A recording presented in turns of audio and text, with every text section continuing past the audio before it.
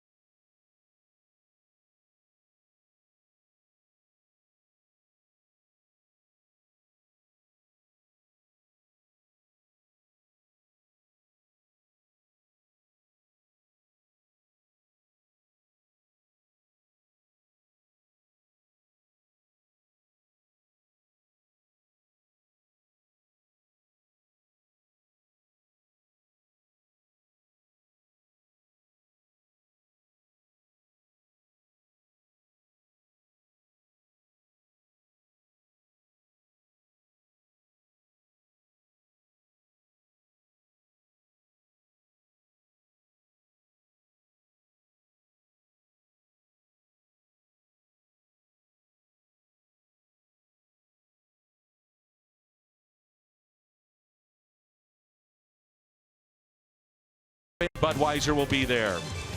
And by Chevrolet, the #1 selling brand in the St. Louis area. Find yours at your Mid-America Chevy dealer. The Colorado Rockies are here. The St. Louis Cardinals. Important series concerning the wild card. Baseball coming up.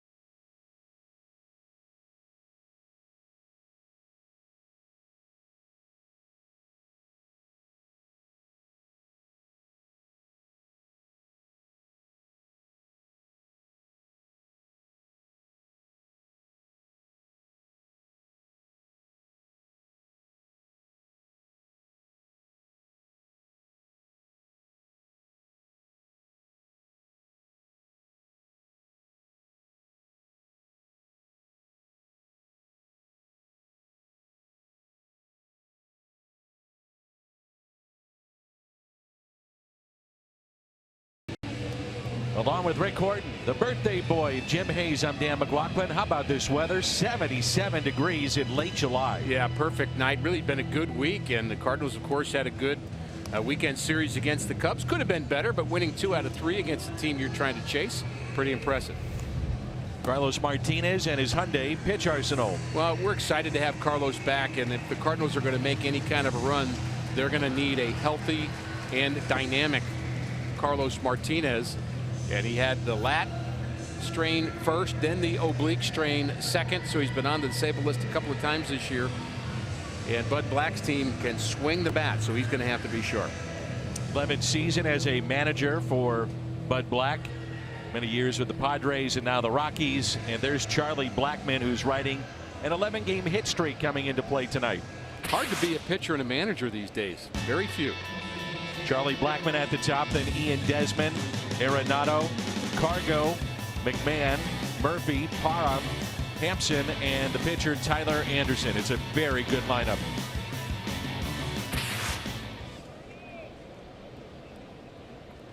This marks now the 13th time that Charlie Blackmon has had a hitting streak of 10 or more games. Think about that.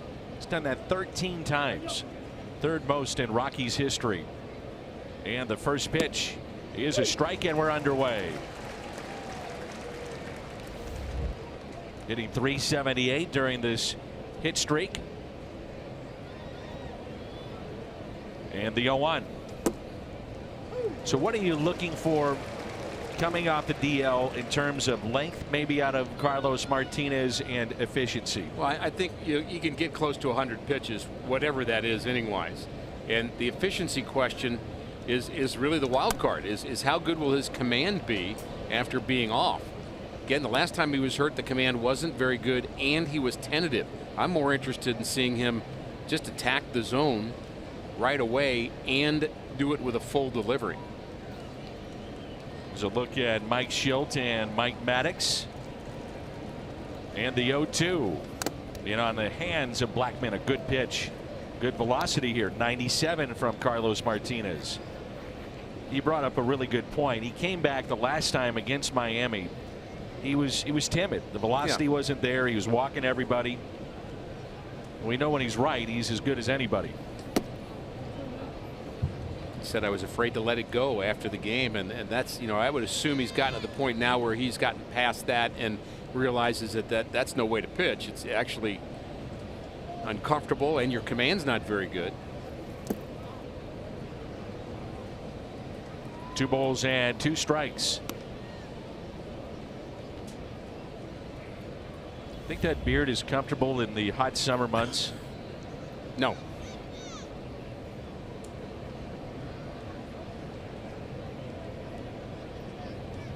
Could hide your lunch in that. The 2-2 swung on and missed, and a strikeout.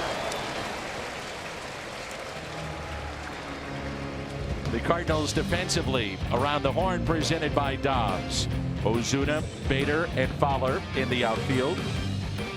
Jerko, DeYoung, Munoz, and Carpenter on the infield, and Yadier Molina is behind the plate. Harrison Bader is start in center tonight. Well, you didn't like my comment about his beard? Well, you saw the face I made, and you've misinterpreted it. It's not that I didn't like the comment. I'm just so distressed because I was getting ready to say the same thing. Were you really? Yes. He could hide it. He could hide a mid-game snack in that beard was what I was thinking, and you beat me to it. Boy, that's scary, isn't it? It is.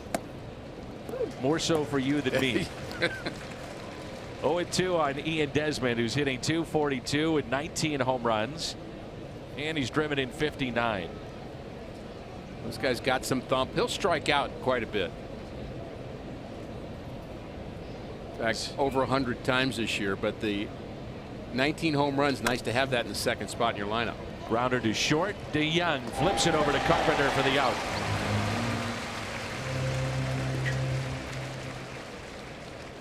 Old Dominion bringing their best, the National League home run leaders, and we'll see them starting tonight. Carpenter and Arenado. Arenado with 27. Matt Carpenter tied with Jesus Aguilar with 25.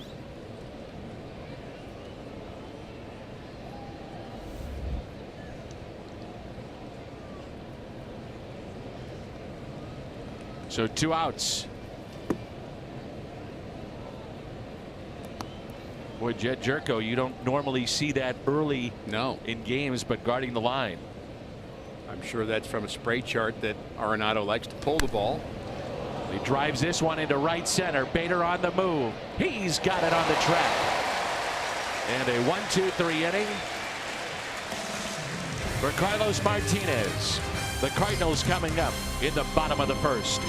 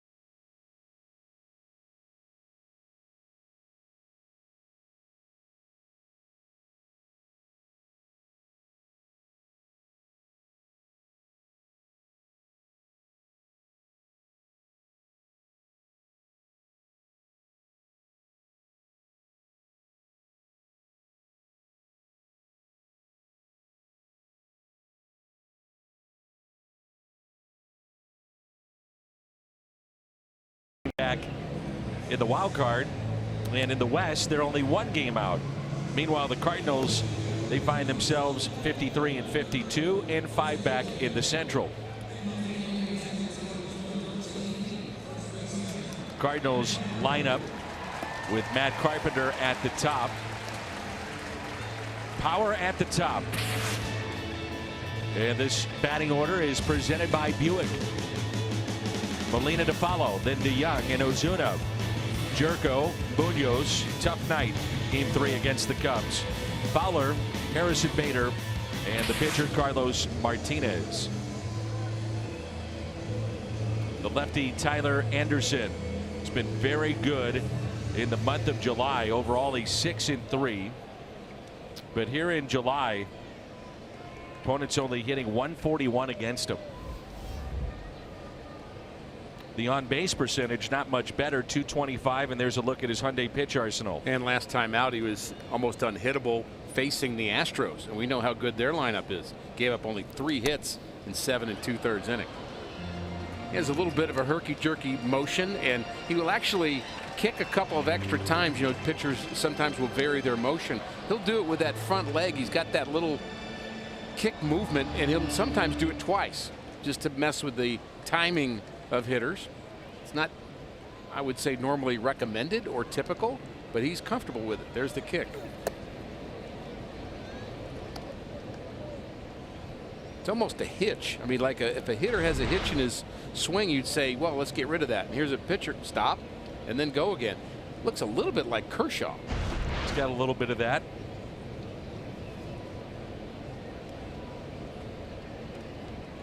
And the 1-1 pitch. And a strike. 1-2. Well, the Rockies like their leadoff hitter, but the Cardinals like theirs too. Matt was telling me the other day, it was 10 years ago to the date when he was called into Jim Schlossnagle's office, the head coach at TCU. And it was a very tough conversation that he had. And Matt said he was out of shape. He was coming off of Tommy John. And the TCU coach said, look, you have a chance to be a good player. We thought you were going to be one. You could turn your career around here. And he never forgot that conversation. And he said it started the minute he walked out of the office of changing his habits. He's a typical college kid doing college things. And he said it was this spring training 10 years ago to the date, wrote him a letter to tell him thank you. That's the value of having coaches that have your best interest in heart and will tell you the truth, even if it's tough. 3-2 hit down the right field line, but foul. I asked Matt if he's done playing, will he shave the beard? Speaking of beards, and he said, I don't think my kids would recognize me. I can't. He said, I think I'm going to keep it. You see old shots of him, pictures where he first came up in 2011, didn't have the beard, doesn't even look like him. 100% agree. 3-2, hit slowly to the right side. He may beat it out. And he does. It's a base hit for Carpenter.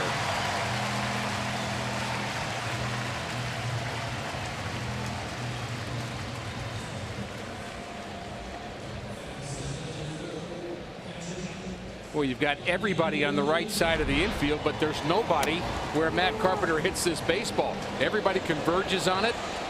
The behind-the-back pass was Aaron. I think he had a little more time to maybe just do a normal flip there, but it wouldn't have been an easy play either way.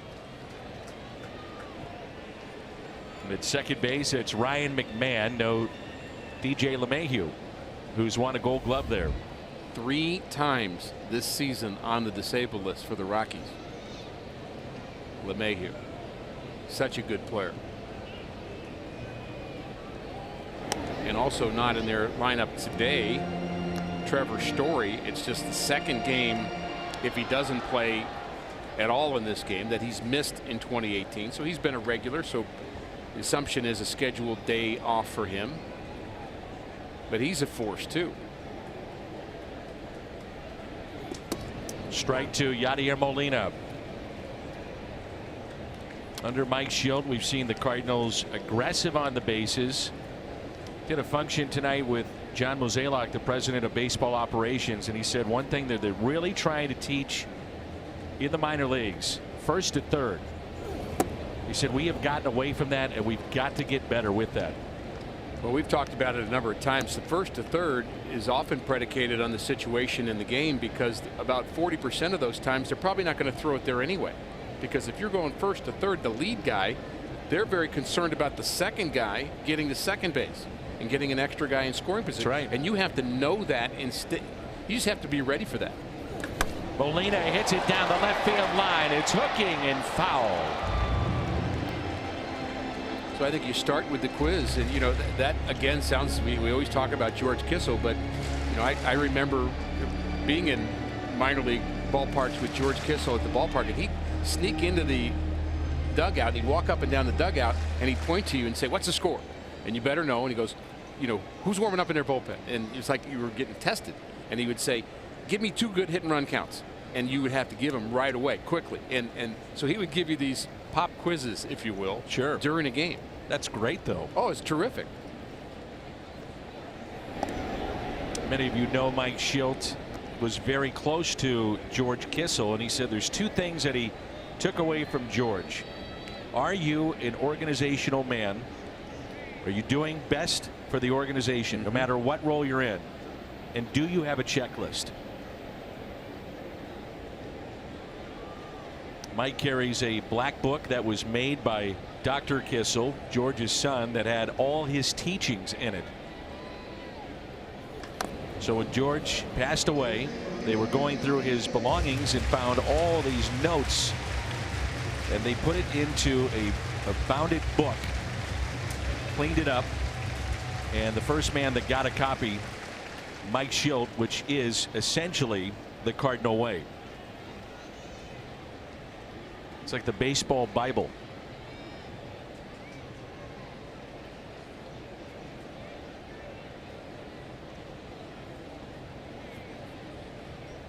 Here's a 1-2 pitch. And it's out of play. Boy, you're right about this motion. It's even a little bit more funky, it seems like, out of the stretch. Yeah, and he has picked off runners because of that strange little kick, and he'll vary that. He picked off Altuve in his last start, and Altuve didn't even know the ball was at first base because he looked down because he thought he'd gone home. He just looked down, and the first baseman came over and tagged him. So he does have a good move. So I wonder if the Cardinals will run less in this particular game because he has a good move. And it's held on to by Tom Murphy, so the strikeout of Yadier Molina. Let's go around the horn. It's presented by Dobbs Tire and Auto Centers. Parra, Blackman, Gonzalez, Arenado, Hampson, McMahon, Desmond on the infield, and Murphy is behind the plate. We talk so much about Arenado's offense, but his defense is fun to watch too. May 28th of last year, day that Paul DeYoung will never forget. He made his major league debut. Remember, he raced to the ballpark and they put him right in against former Cardinal Greg Holland, and he hits a home run, the first ever at bat. Pretty good start, and he didn't really slow down after that, did he? No, he did not. A lot of home runs. The 0-1 pitch in the air, out to shallow right center. Second baseman wants it and has it. Put away by McMahon, and it brings in Marcell Ozuna. You know, Dan, we showed the graphic earlier about the Rockies in contention at the moment in the pennant race, or at least in the wild card race. And you know, you think about this Rocky team, where they were 3 weeks ago, and my thought is 3 weeks ago the Rockies were where the Cardinals are now, a 500 team with a bullpen that's trying to find its way and getting better, but had gotten off to a bad start. So Bud Black in the last 3 weeks has turned that team into a team that's now talking about the playoffs because they've been so good over a 3-week period. Could that happen with the Cardinals? Of course it could, but you've got to have that run that the Cardinals haven't had yet this year. That balk was called by Joe West, and so Carpenter in scoring position. You know, it's interesting. The umpires had a meeting with Tyler Anderson in spring training, and the Rockies wanted the umpires to okay that his move was an okay move. And I'm not sure why that's balk. I mean, I guess unless he stepped more towards home, but I think that's the move that he's been using, and again got okayed by the umpires. Because the Rockies felt that, look, he does something a little unusual here. We want you to be able to see it. Now, he doesn't break the plane. His foot's not behind the rubber. He's got that double clutch, and where's the step? I just think he picked Joe West off. May have. Close to picking Carpenter off, too. The Cardinals have opened up Ozuna a little bit with his head. I mean, he's turned his head more towards the pitcher, and he's not as locked up. His face is more facing the pitcher, if that makes sense. Yeah. Remember a few years ago when Don Baylor was the hitting coach with the Cardinals in the early 1990s, and they did that with Andres Galarraga. Totally. Just thinking the same. Boy, I'm in your head again, Dan. But that helped him, because the reality is seeing the ball is where it starts. And if you're looking sideways or just out of one eye and the other eye's not really as engaged, you're not going to see it as well. Here's a 1-2 pitch. Ozuna hits it off the end of the bat out to left, and Parra takes a hit and an RBI away. Nice play in left field. No score after one here in St. Louis.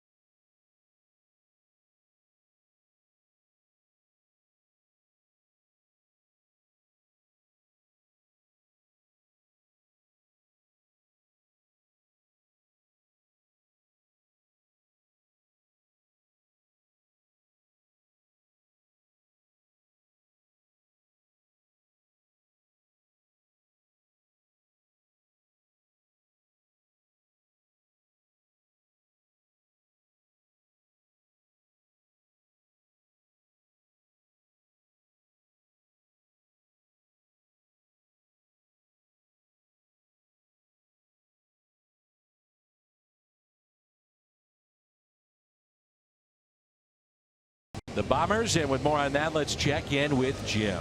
Yeah, the newly acquired left-hander Chasen Shreve was officially added to the Cardinals 25-man roster today. He spent the last 4 seasons with the Yankees, and he was pretty emotional when he got the news he was being traded. Now that a little time has passed, he's excited about being a Cardinal. He admits he's not an expert on Cardinal history. He said, quote, "I'm learning. I don't know that much. I know we don't like the Cubs." Mike Schultz says Shreve, a lefty, will really help the bullpen. Schultz says he's got a good fastball, good split. He's using his slider more against lefties, and we like the way he attacks hitters. Dan, the reshaping of the bullpen continues. Yeah, it does, and maybe more to come. Trade deadline less than 24 hours away. And he's off to a good start. If you don't like the Cubs, that's what fans want to hear. That's right.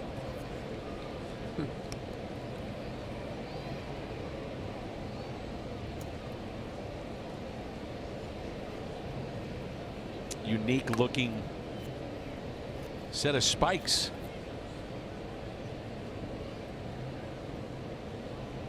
Boy, they have remade this bullpen, and it happened in a hurry. Well, it needed to happen. No question. What was going on wasn't obviously working, and it's part of the reset that the Cardinals are trying to get post All-Star break. And you've got, if you're going to win a bunch of games in a row, you better have a solid bullpen from top to bottom. I don't mean just top. The bottom better be good too, or you lose every other day. The strikeout of the cleanup man, Carlos Gonzalez. Let's turn to Rick Horton's Toyota key to the game. Well, the man right there is the key, Carlos Martinez. And if he's sharp, the Cardinals have a good chance of winning this. And so far, so good through the first 4 batters of the game. He looks as if he has good command and a good feel, and he's kind of in control of what he's doing. When Carlos is good, he can be about as good as anybody, Dan. And if he's off, then you wouldn't be surprised if he gives up 4, 5, or 6 runs. So the sway on a pitcher that has such dynamic ability as Carlos has, but some inconsistencies thrown in, means he is the key to this game, period. And that's pulled foul. Ryan McMahon was recalled from AAA yesterday, went 2 for 4, pair of doubles. Their AAA affiliate is in Albuquerque, and he was hitting .290. Here's the 0-2. To your point, Ricky, about the bullpen, 8-9. It's been pretty good. Yeah, it's just getting to 8-9. And Myers has been good. Again, you can't use him. You can't even use 8-9 every day. If you want to go 16-5 over like the Rockies have done this month, and you want to go on a streak like that. They're actually 19-5 in their last 24 games, but they're 16-5 this month. If you want to have that kind of surge, then you have to have at least 6 relievers pitching well. And a strikeout for Martinez. It's now 5 in a row to start the game and 3 strikeouts. It looks good. Well, this is the slider. Starts it outside. It catches the outer half of the plate. Good downward tilt to it. And swinging over top is McMahon. There's Tom Murphy, the catcher, hitting .282.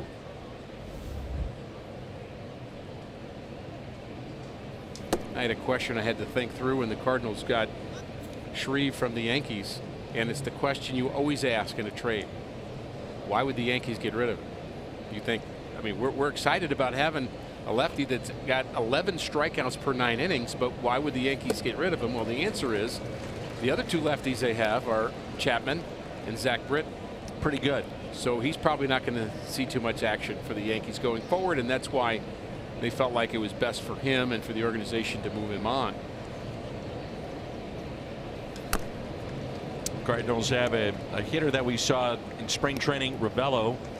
They feel that basically that was Luke Voigt, so they were dealing from a position of strength in that regard too. Enjoyed our time with Luke when he was here in St. Louis. Very much so. Wish him the best. He hugged us on the charter when he got called up. He did. He said, I've been listening and watching you guys since I was a little. Dan, get over here. Big old bear hug. Isn't that great? Now Grandma becomes, I guess, a Yankee fan now. Grandma Joan. Well, I actually think her payments ought to go up a little bit because of the cost of living in New York. That's a good point. If you're going to live in Manhattan, it's tough. Was it $25 a home run? Or yeah, something? It's got to go to 50. Yeah. And he may pop a few more. He's going to a hitter's park. He is.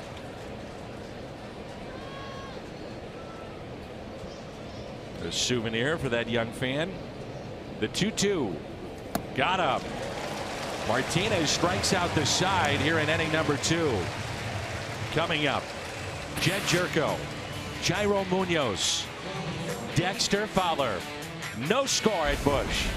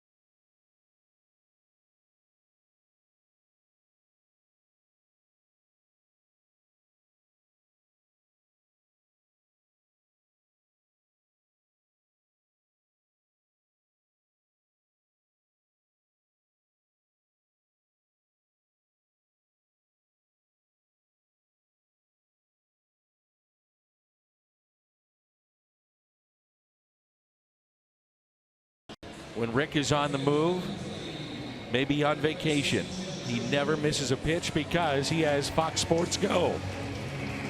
I got emotional about it. And I do use it a lot, as you know. I know you do. Well, I know that I've conditioned our audience to not always believe you when you say things and attribute them to me. But in this case, you're right. This one counts. Yes, it does. We'll be at spring training, and I'll say, Ricky, let's go grab some dinner. You say, absolutely. And we sit down and don't talk to each other because you're watching Blues hockey on Fox Sports Go, which actually has been beneficial for me, too. The fact that it takes your attention away from talking. You don't mean that. Happy birthday, Ricky. Thank you. 0-2 the count on Jed Jerko.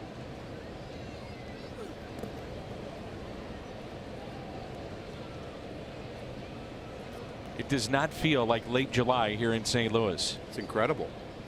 It's a gorgeous night. Cardinals will wrap up the homestand against the Rockies on Thursday. Then a long road trip coming up.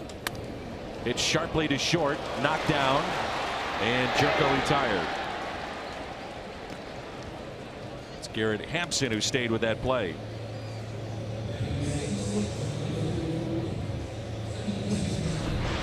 Not the easiest of plays on a short hop, but he does the right thing, keeps it in front of him, and he doesn't panic. Panic does not help an infielder get the job done. Cardinals are hoping by the end of the week to have Colton Wong back, as he was on the and is on the 10-day DL. Jairo Munoz has got the majority of the starts at second base. He's hit safely in his last 5 games.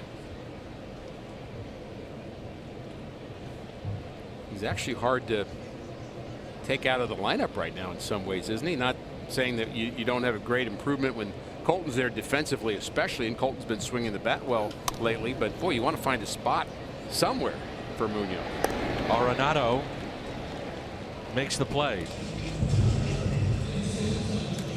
So with 2 outs, it brings in Dexter Fowler. Our point last inning, Dan, about really the import of this series here is, I think you could say with a degree of confidence that if the Cardinals win 3 out of 4 of these games, they get back in the relevant conversation. They're relevant again. And who knows where they'll be in terms of games out in the wild card, but you win 3 out of 4, I think that's a pretty big statement of how good the team is. And Fowler hits it out to deep right center. Charlie Blackmon with the catch. At a 1-2-3 inning for Tyler Anderson. We're scoreless here in St. Louis.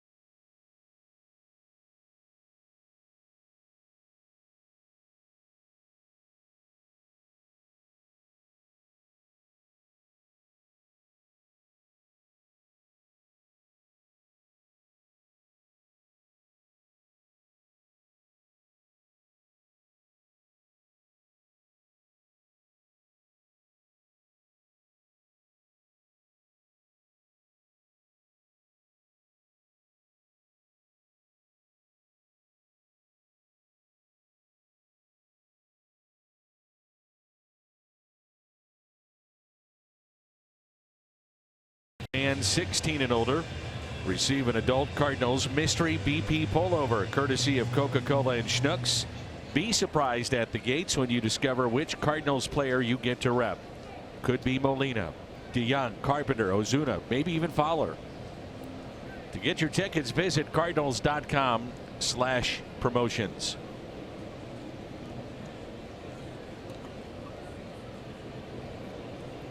Gerardo Parra leads it off.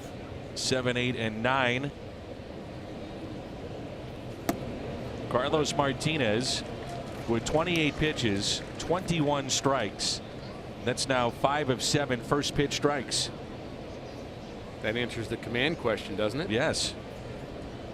I was wondering about velocity, and 8 of his 15 pitches last inning were 95 or above. He doesn't always do that early in games. Yeah. Sometimes he saves it and then adds later.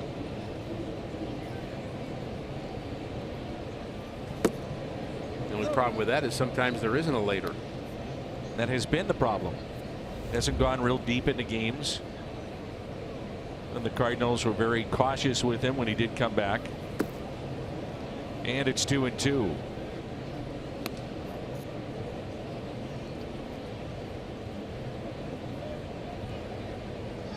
Well, he's getting the strikeouts on the sliders too. I mean, he has with fastballs as well, but the slider has been particularly sharp. That's tapped foul. Always liked Parra. Thought he's a good defender. Made a really good play earlier. Keep the Cardinals off the board. He can play first base. He's got a big arm. I remember a home run that he hit last year off of Lance Lynn, and he carried the bat down the line. He slaps that the other way. Ozuna with the catch. And by the way, Lance Lynn traded to the New York Yankees. So they're loading up. I think we're going to get a flurry of trades between now and 4 o'clock Eastern time tomorrow. That's when the trade deadline ends. So there's still some time left, and I would guess we'll get a few more deals, maybe even a blockbuster or two. Some big names out there, free agents potential. Well, you look at the American League, and there are only 6 of 15 teams that are even in the conversation about the playoffs at the moment. Everybody else is 9 games out or more. And a high chopper with Jerko in and a base hit. First hit of the night for Colorado. So a lot of rebuilding possibly with those teams, and a lot of selling possibly with those teams. Twins get first baseman Tyler Austin and right-handed minor league pitcher Luis Rijo. Austin does have big league experience. Both were in the minor leagues though at the time of the deal today. And the Yankees get Lance Lynn and pay the remaining $4.5 million left on his deal.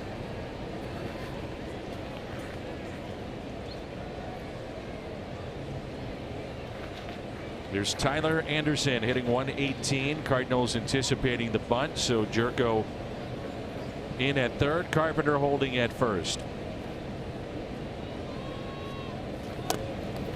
There's strike one. That at bat by Parra when he hit the home run off of Lynn changed my thought process in terms of how the game is played. And I thought next time Parra came up, I mean, Lance Lynn is as old school as it gets. I thought, okay, that he's going to take one in the ribs. Just part of the game 10 years ago, 15 years ago, 20. And the next time up, nothing. And I went to Lance and I said, I'm surprised that you didn't maybe send him a little chin music or something. As that bunt is foul. And he said, yeah, that's no big deal.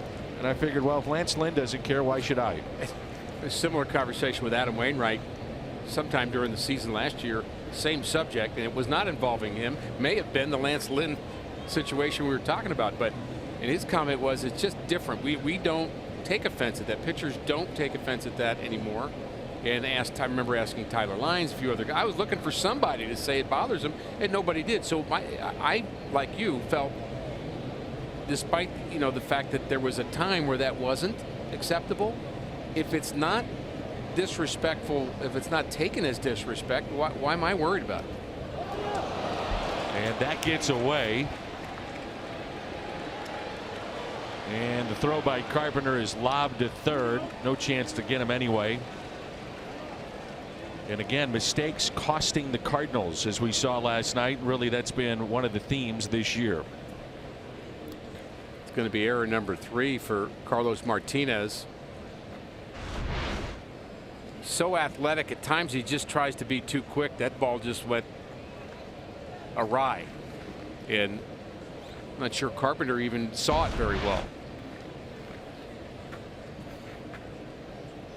I think meshing the body, the mind, and the brain of Carlos Martinez on quick plays like that, something's off. He's not as smooth as he could be or should be with his athletic ability. And it's a swing and a miss and a strikeout. Good play, by the way, on Molina's part to keep that in front. That ball gets away. It's 1-0. So first time through the lineup and 5 strikeouts for Martinez. Very sharp slider. Starts out on the inside corner. Look where it ends up. And Yachty just smothered it with the glove. Outstanding. And it brings in Blackman, who has driven in 47 on the year.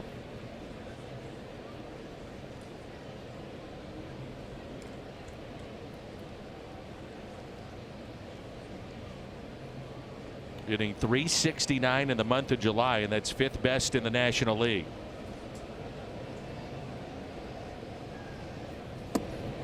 You could hear it up here, but on the backswing of the pitcher Anderson, it caught Molina. I think it got him on his back. Long swing, and he hits him right in the back.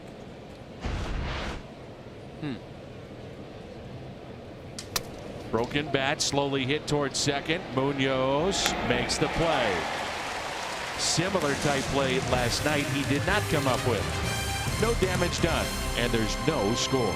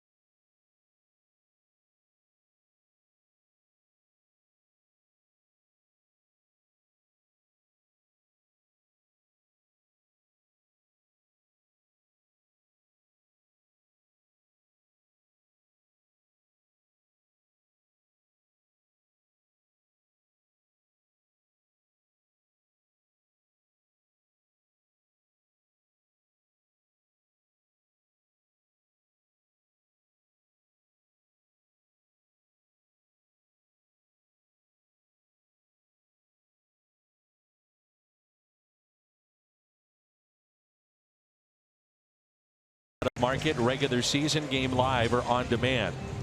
Your subscription includes MLB at Bat Premium. That allows you to watch live baseball on your favorite supported devices. MLB.tv. The GMC leaderboard. Ricky talked about this since June 29th, and this is when the season turned around for Colorado. It's been about their pitching. Starting pitching's been good. The bullpen we talked about has been much better.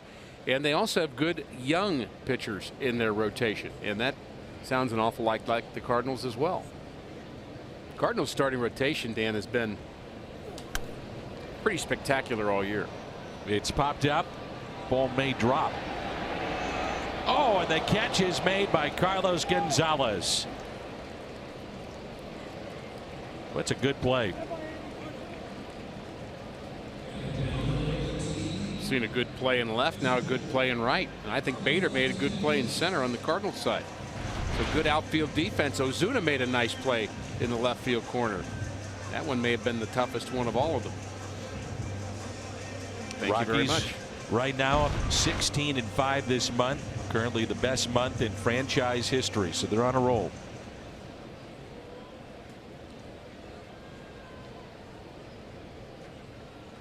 Carlos Martinez had a pretty good year at the plate, 8 for 32.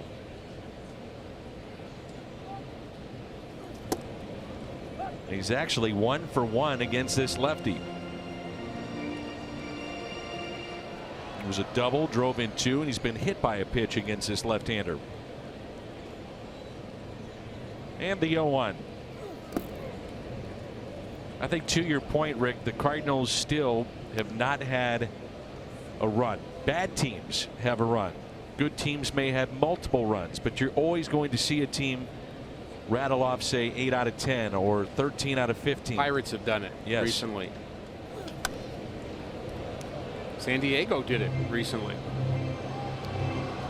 Minnesota Twins have done it. I mean, teams do it. Everybody does it. You're right. You go two times through your rotation where everybody's just in sync and they're all having good starts and the bullpen lines up right and you're getting enough runs and it just seems easy. It's not. You tied him up in a strikeout of Martinez. Second strikeout for Tyler Anderson, back to the top of the lineup, and Matt Carpenter. Matt was telling me the other day, funny story, after his 5 for 5 day, his wife actually put her camera to record their daughter watching Matt being interviewed by Erica. And she said something to the effect, "Aren't you so proud of your daddy?" And she said, "Why is daddy picking his nose?" Had no idea he went 5 for 5, didn't care. But dad was on TV rubbing his nose, and she took it as, why is he picking his nose? That's what your family's there to keep you grounded, you know. I'm sure his daughter could care less whether he was 5 for 5 or not. That's right. We care. Oh, big time. And his teammates do, and the fan base does, but. Well, she'll care when she wants to go to a nice, expensive college, probably. That's a good point, too.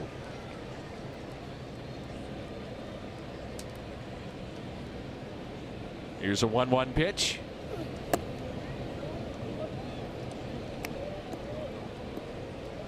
Carpenter has hit 10 home runs in July, most in Major League Baseball. 3 away from his career high of 28. And he smokes it to second base. Nothing you can do about that. Hit it hard. And the Cardinals go in order. Inning number 4 rolls in when we come back.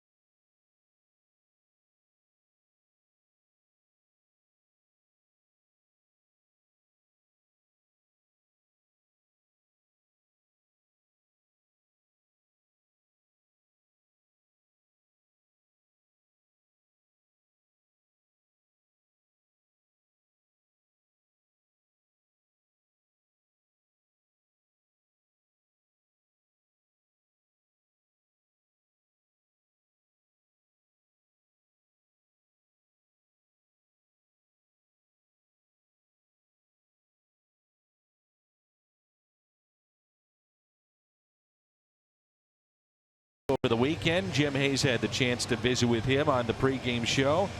Jimmy, what did you take away from Dakota's visit? Well, he's excited to be here. 1-2-3 inning in that major league debut for Dakota. Struck out the first 2 batters he faced. He told me there were some nerves to deal with. He said after my first 2 pitches, I had to step off the mound, calm myself down, and try to refocus. The first batter he faced, Kyle Schwarber, got him swinging. They got the ball for Hudson, and Dakota says he's going to put it in his son Nolan's room in the new house Dakota and his wife are building. And Dan, the pitcher Dakota followed most closely growing up, Tim Lincecum. I said, he's a little guy. Hudson said, both my parents are 5'8". I wasn't counting on a growth spurt. He's a big guy. Looked really good over the weekend. Oh boy. Outstanding sinker and throws hard. I've heard some fans say, well, the Cardinals, you know, they're just already thinking about 2019. And while that is true to an extent, you get the feeling the bullpen from 10 days ago is much improved.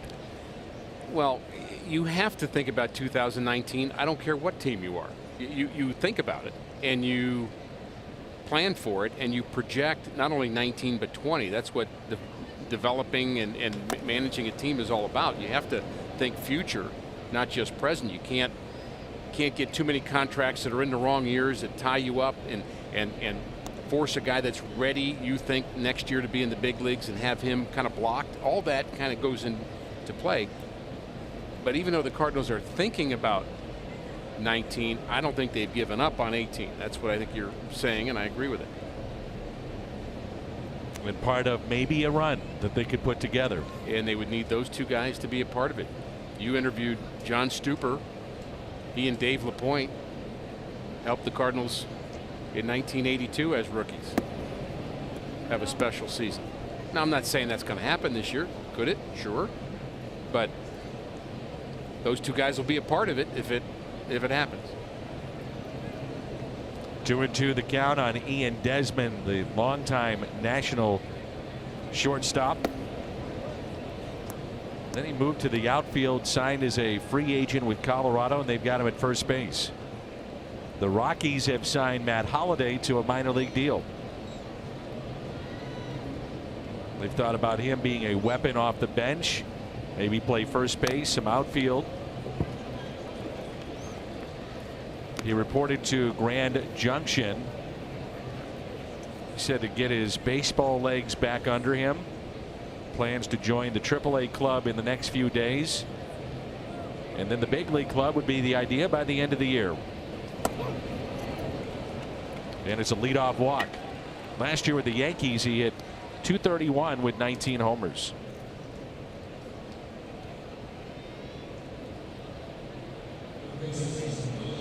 This guy is worth the price of admission. Nolan Arenado.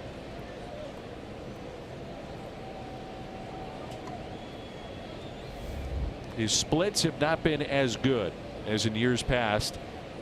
At home, 358. On the road, 251. You'll see that with certain players playing in Denver.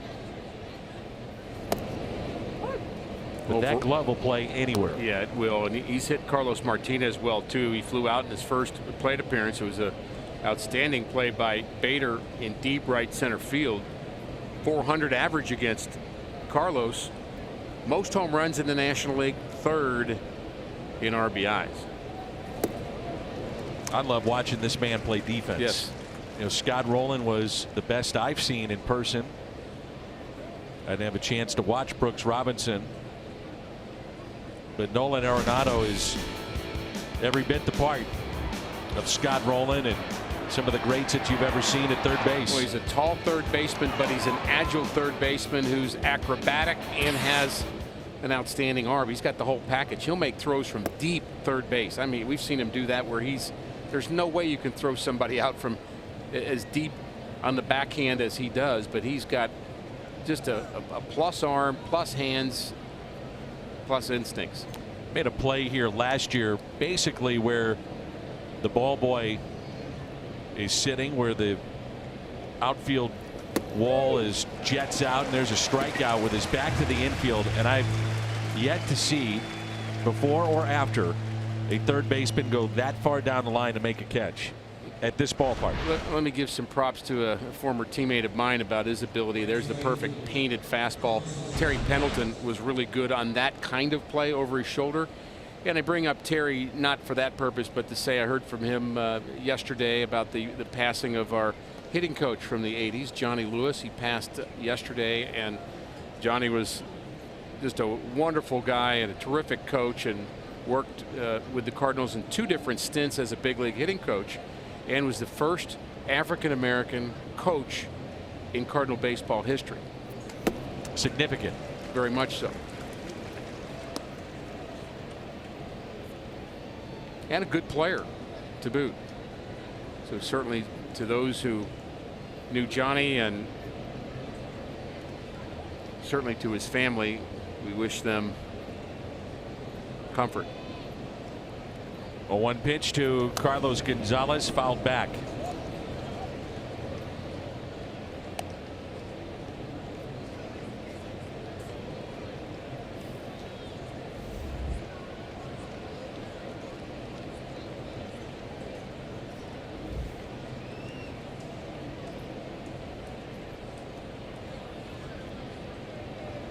Just 3 for 16 in his career against Martinez. Looks at a fastball up and away, 1-2. Happy 17th birthday to Robert Hunter, the star QB at Tolton High in Columbia, Missouri. Robert at the game tonight, celebrating with his family.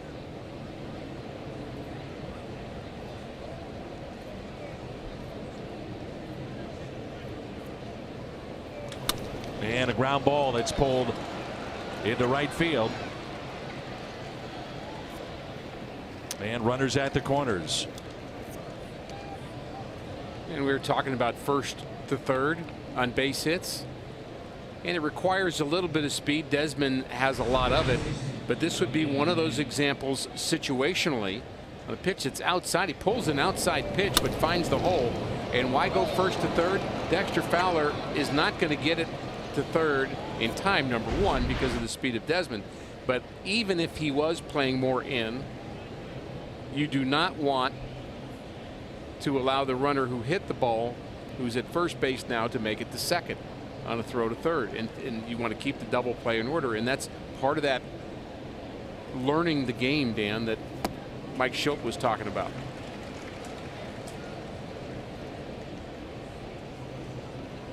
Martinez has been very good in limiting teams to a 209 average this year with runners in scoring position, 11th best in the National League. And the 0-1 pitch inside. John Hendricks is at the game tonight and celebrating his 100th birthday. Happy birthday to John Hendricks. He's got a good birthday.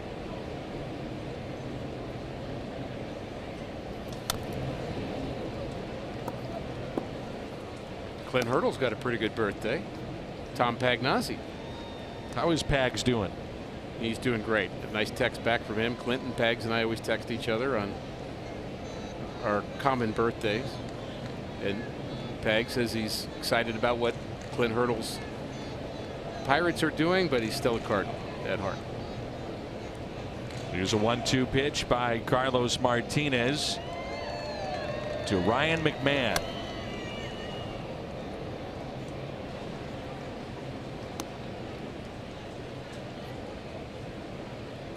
So 1-2 the count. Pitch count now at 59 for Carlos Martinez. He has struck out 6 tonight.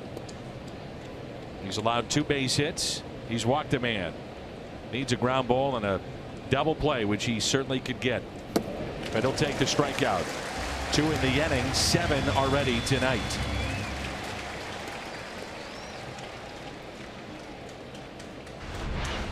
He's had McMahon off balance twice in a row, this time with a changeup, first time with the slider.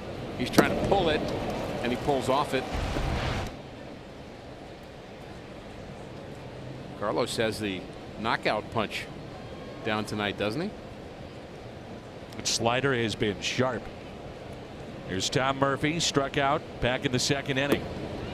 And ball one.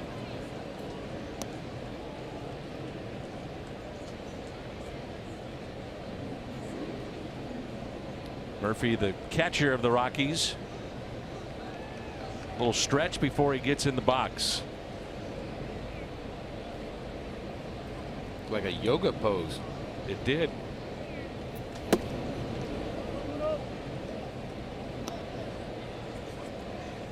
All right, adjust the gloves.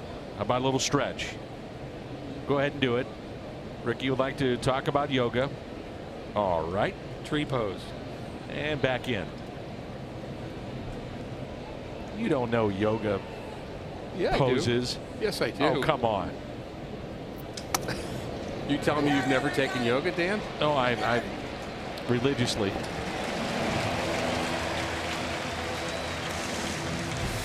Cut his mic. He's off next inning. Get him out of here.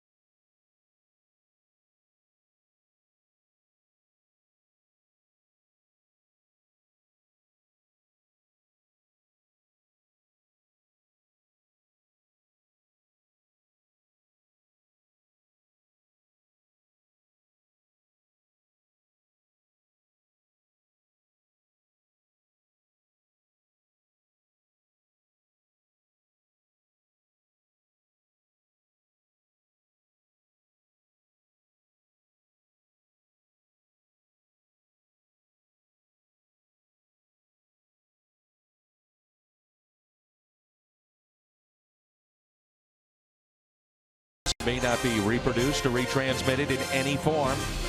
And the counts and descriptions of this game may not be disseminated without the express written consent of the St. Louis Cardinals. It's a beautiful night here in St. Louis at Busch Stadium. Weather is ideal.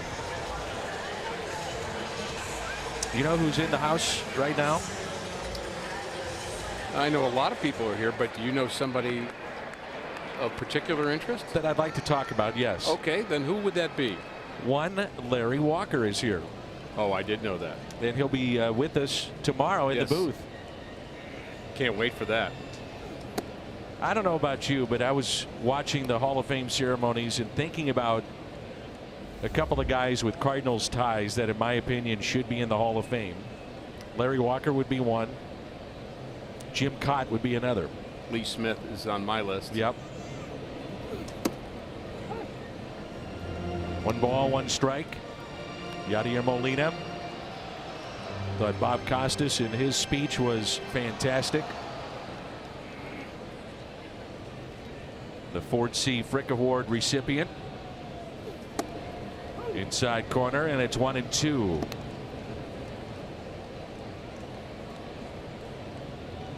Yeah, how is Lee Smith not in the Hall of Fame?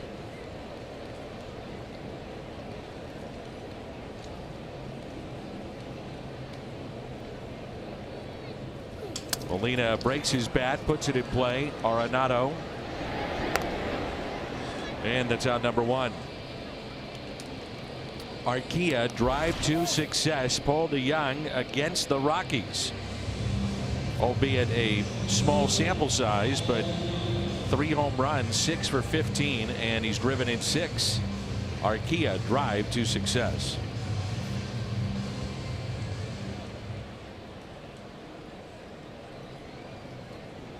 Just Paul DeYoung now at the plate with one out.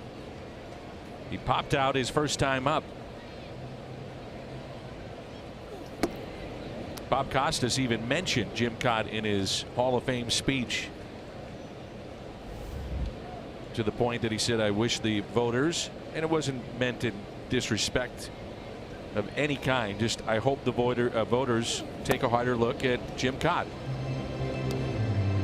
All the Gold Gloves, world champion, 283 wins. What he's done in broadcasting too. Well, I would have to think once you're in the club, your voice becomes a little more important, and then that gets filtered back to the writers. That's a good point. And those who do vote, and I think it should be that way.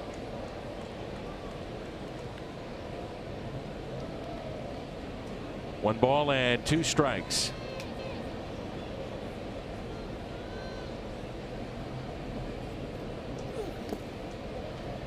Marcell Ozuna at the on deck circle. 2-2 the count with one out and nobody on. I don't think you can penalize Larry Walker for playing in Colorado and having big numbers. You hit where you play.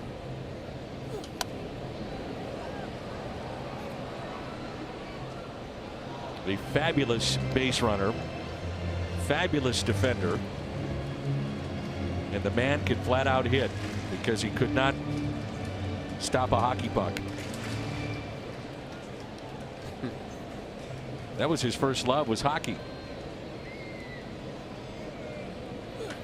The 2-2 is a foul ball. And I know we've talked about this before, but I want to hear you ask him tomorrow night when he's on during the game. I want you to ask him his intricate theories about hitting, because you know what he'll say.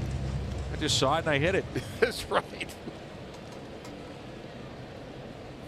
We had such a funny conversation down at the fantasy camp. I said, we got 20 minutes. We have 3 stations. You've got like 60 campers. You're going to have 20 at a time, and you're going to teach them hitting for about 20 minutes. He said, I can't do that. He said, I'll be done in about 10 seconds. Just hit it. And then I'll tell them stories. Is that okay? And I said, yeah. So that's what he did.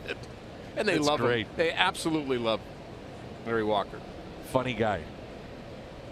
3-2 pitch, and he got him. The strikeout of DeYoung. The Kubota power stats. Marcell Ozuna, last series against Chicago, he was 6 for 12 over the weekend. 2 homers, drove in 6. By the way, his career against Colorado, a .346 average in 28 games. Cardinals have been looking for that thump in the middle of their lineup. So 2 outs, nobody on. It's a diving catch by Gerardo Parra in left field to take a hit and an RBI away back in the first inning. Well, who's going to find their offense first?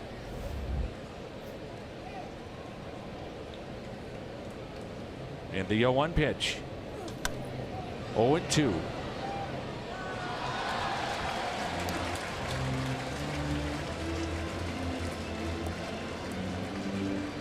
Four starts in July, as you mentioned, for Anderson.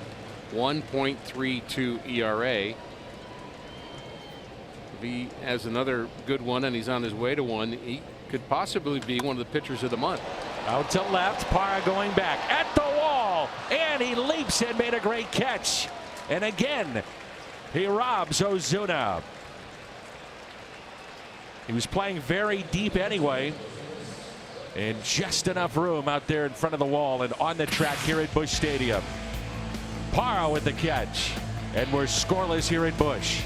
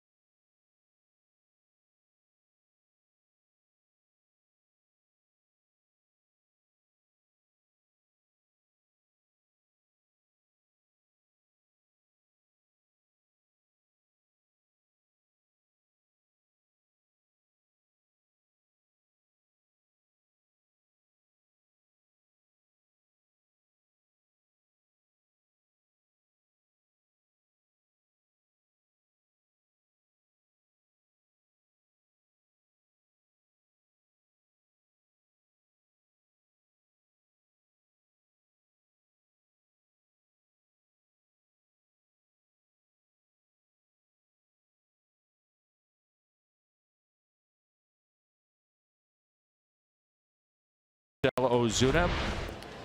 What do you do when you make a great catch and it's the final out of the inning? Your job's not done yet. You have to go find somebody that will enjoy that baseball more than you will, and he gives it to a young Cardinal fan. That's awesome. Isn't that nice? Very thoughtful. And a strike to Parham.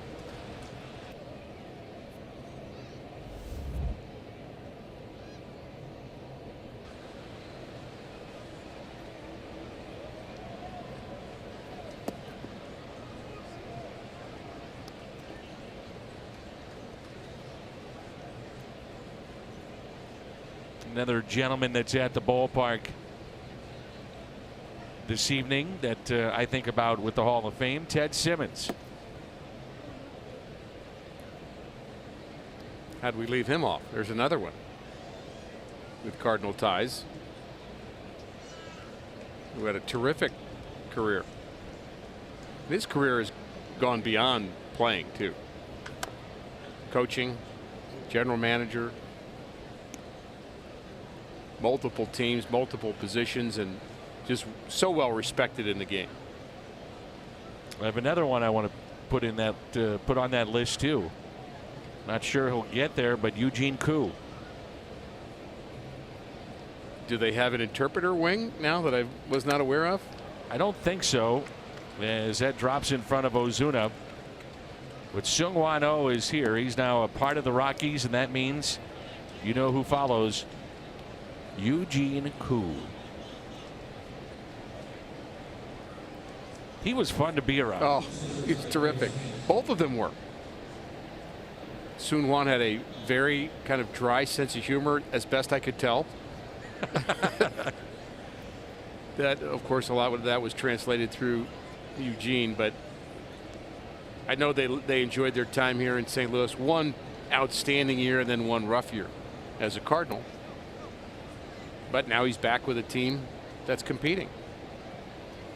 Garrett Hampson at the plate, the 8th place hitter. Jim Hayes wants to chime in on Eugene Koo. Chance to talk to Eugene and Seung-Hwan Oh also. As you know, Dan, Eugene doesn't realize that he's a rock star in St. Louis. He's a very humble guy. We talked to Seung-Hwan Oh about being back here. He said it was kind of odd going to the visitors clubhouse, but one thing that we used to work with him on is English phrases that he could use to avoid having to do interviews with me, and he came up with a new one just for his return to St. Louis. Don't bother me, Jim. So he broke that out today.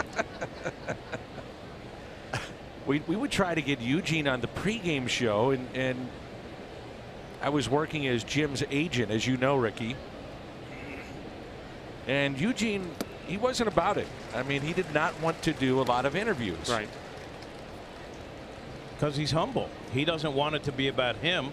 He wants it to be about Dan.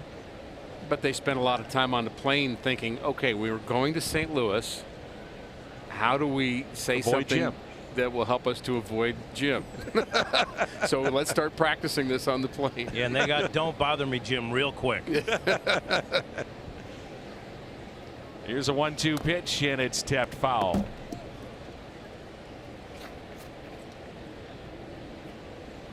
Cardinals really didn't know. You know, you have an idea of what a pitcher or a player may do with analytics and video coming over from Korea or Japan. Miles Michaelis, another example. 100%. But boy, he was good that first year. Stone Buddha. And the 1-2 pitch by Martinez.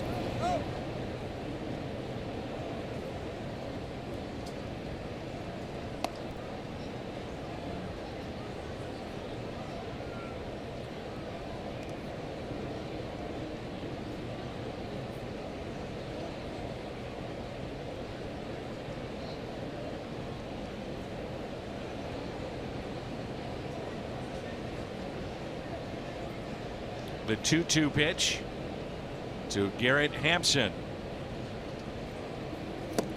And he struck him out.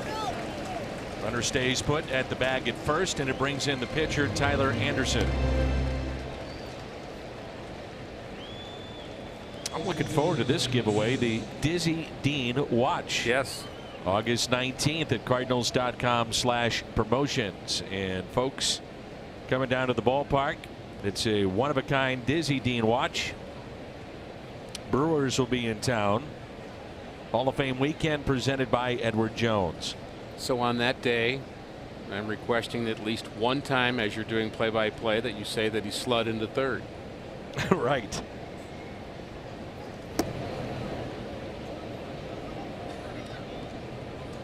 We know broadcasting. We know that Yogi Berra had his sayings, and we love Mike Shannon for his. So we can't forget that Dizzy Dean was famous for some unique styles of communication. And that's a strike. Well, you really danced around what you wanted to really say, but you said unique styles of communication. That's what I wanted to say. 1 ball and 1 strike.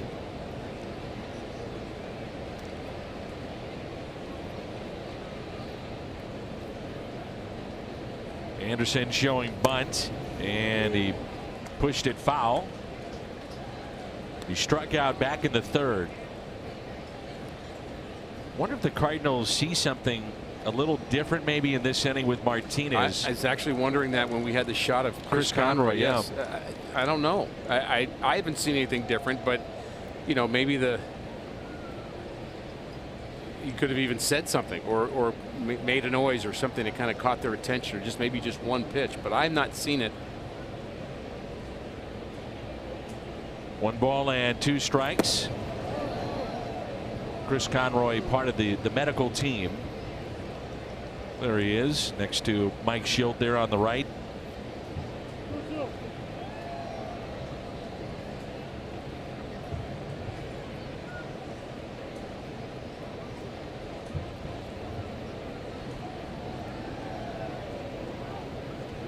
And the 2-2 pitch to Anderson after a long look, and time granted.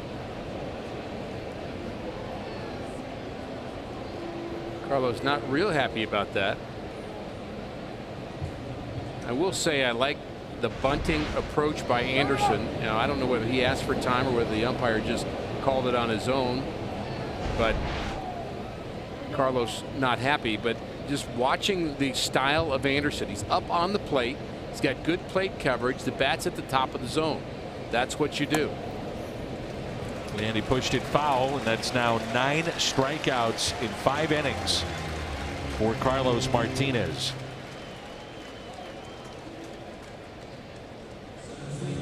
What you don't do is drop the bat head on a pitch that's low. You bend your knees to get it. Who taught you how to bunt? Nick Leyva had the principles, again going back to George Kissel, but Nick Leyva was a great teacher of bunting. George Kissel would teach all the pitchers, young pitchers, bunting, and he would start by having a stand on home plate, and he'd have a pitching machine up at like 92 to 94 miles an hour, and we would stand on the plate with the bat in our hands, and he would have the ball go right at us, and we would practice getting out of the way of it. Happy Gilmore like, where you're just getting out of the way, and or I guess that's Billy Madison. I'm not sure which movie that is, but you're literally having the ball come at you at 90, because he felt that the #1 problem of bunting effectively for a pitcher was fear of getting hit and not getting close enough to the plate. There's a base hit into center, and Poir on his way to third base. The throw not in time, and with runners at the corners, the batter will be Ian Desmond.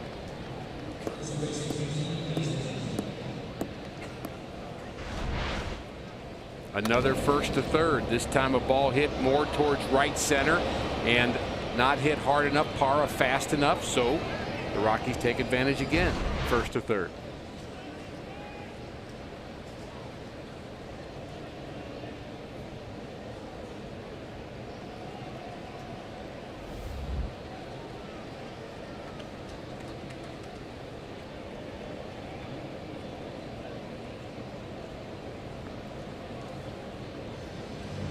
Well, here's what we're talking about, and it must be again something that either Chris Conroy saw or Mike Maddox saw, and it could be a velocity decrease, could just be a little stiffer on the mound. We don't know at the moment, but enough to pique the curiosity to have this conversation. How are you?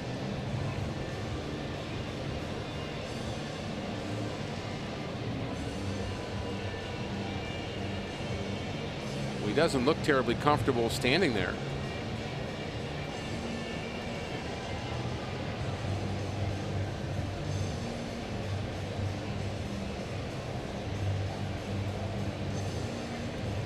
I don't think he's going to stay in.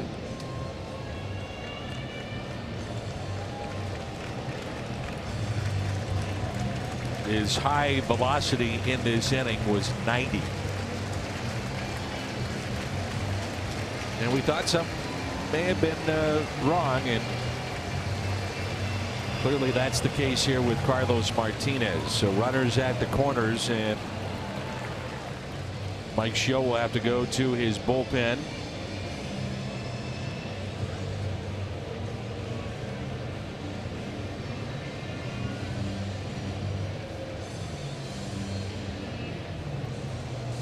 I don't believe they've even made the decision yet. This happened it's such a surprise right here, and they're thinking, where are we in the order? And this could be the game here. You've got two runners on, middle of the game. It could turn on Desmond at the plate or Arenado.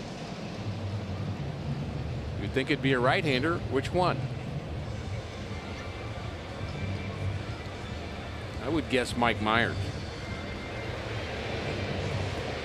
I think you want to be careful too with your starters that are in the bullpen in terms of how they get Ponce de ready. Leon Yeah. and Hudson. That would just be an odd way to get them into a game early in their career. I'd feel uncomfortable in some ways if it was either one of them. I think Myers would be my choice.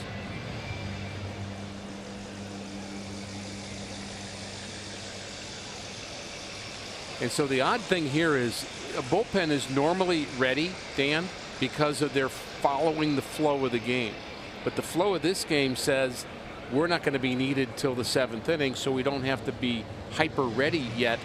But boom, the phone rings, you're in. Somebody's in. Looks like it's going to be Daniel Ponce de Leon.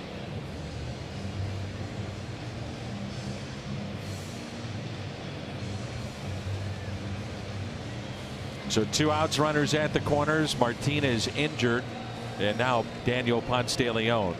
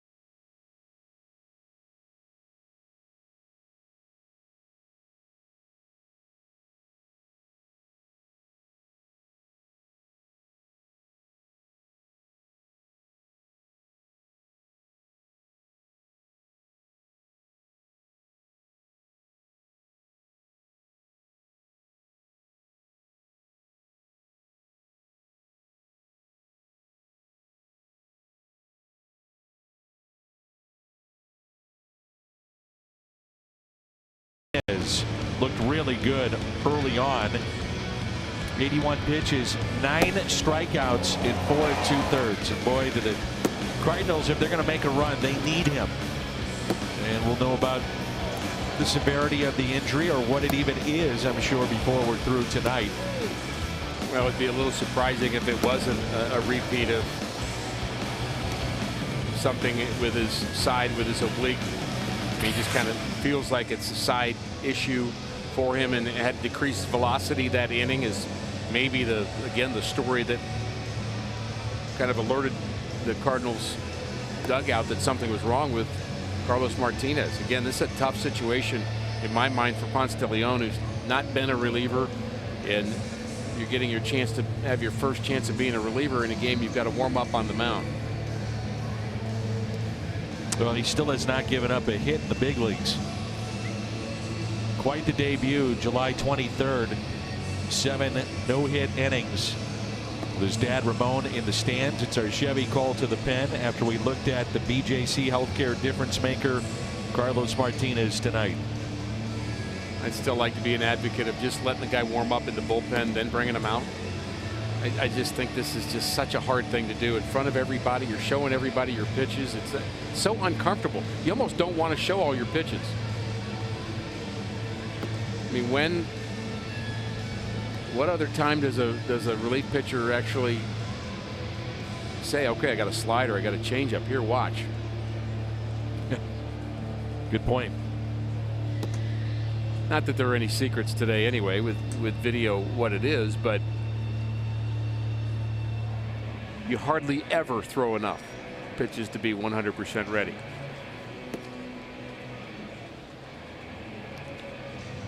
Well, we have a moment. Celebrate the 5th class of the Cardinals Hall of Fame inductees during Hall of Fame weekend. August 17th through the 19th, presented by Edward Jones. Saturday the 18th, 30,000 fans 16 and older take home a mystery baseball cap honoring one of the 2018 fan vote inductees, Vince Coleman or Ray Langford, courtesy of Edward Jones. And tickets at cardinals.com/promotions. I'm sure a very frustrated Carlos Martinez, who looked really good here tonight. He had outstanding stuff, but apparently was not 100% healed or just re-injured. Now Ian Desmond at the plate. You think about being a starter.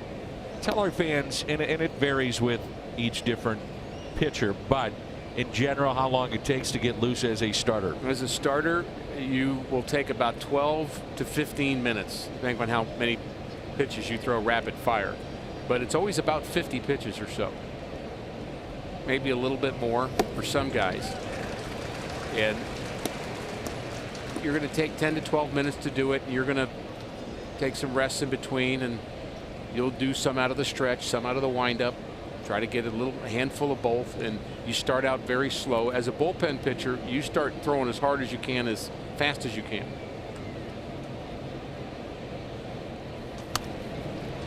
And 1 and 2. And typically you can get ready as a reliever if you've done some stretching and some pre-tossing and all that before that moment, and you're not surprised by it. You can get ready in 15 to 20 pitches. 1 and 2 the count on Desmond, who's grounded to short and also walked.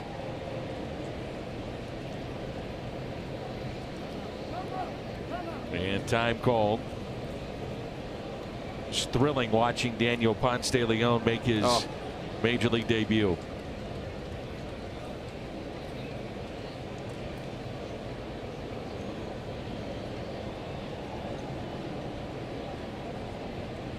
And the 1-2 pitch. Ooh, just missed. And Yachty thought that was strike 3. And it was.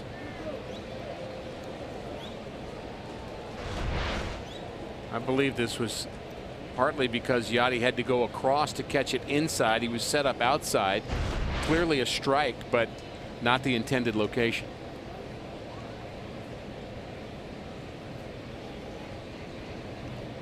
Two balls and 2 strikes on Desmond.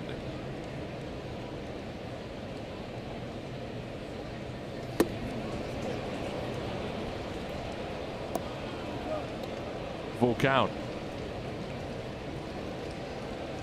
It's a big pitch in this game right here.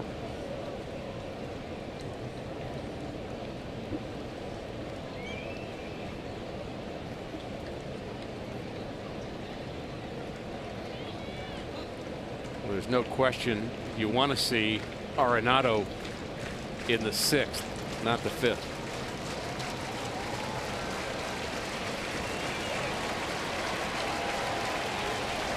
Blackman off with a pitch. The 3-2, and he did not go. So 3 very close pitches not going the way of Daniel Ponce de Leon, and now the base is loaded for Arenado. Ooh. Boy, that's close, isn't it?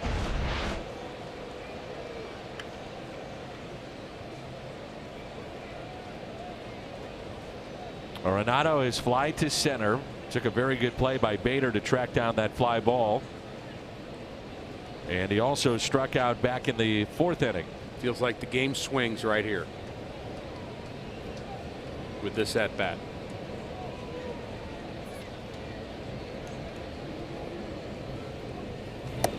And strike 1.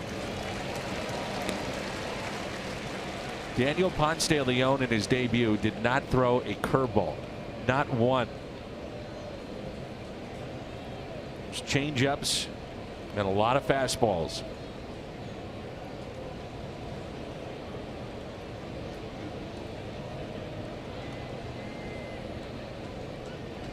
The 0-1. And a fly ball lifted out to deep center. Bader back at the wall, and it's a grand slam.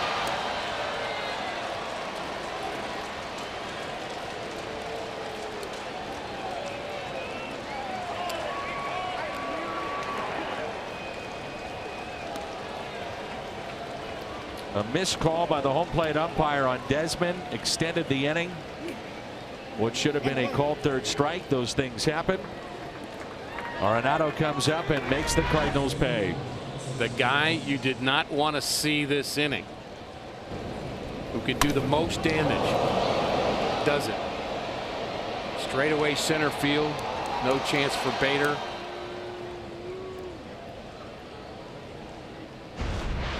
In the first hit he has allowed in the big leagues, a grand slam. 4-0 Rockies, and now Carlos Gonzalez. The 5th career grand slam for Nolan Arenado.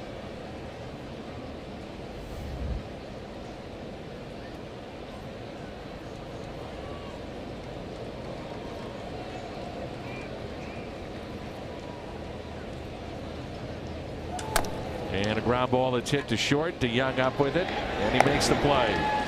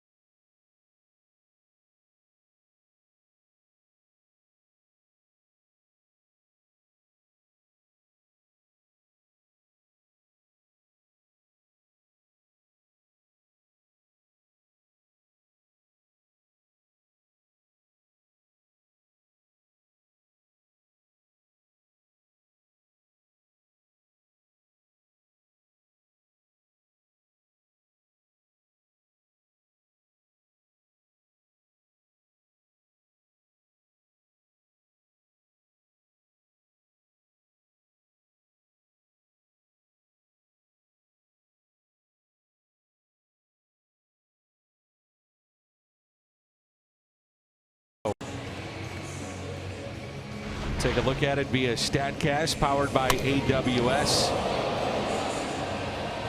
First hit allowed by Daniel Ponce de Leon in the big leagues, and it's a grand slam.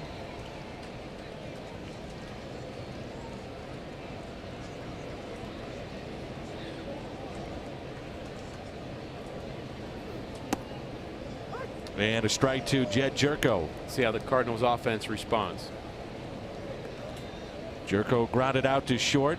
Shift in play.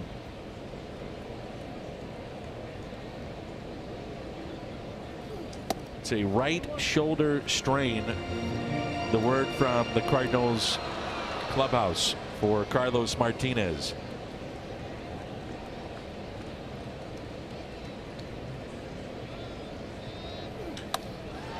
That's a nice response. A home run. Jed Jerko.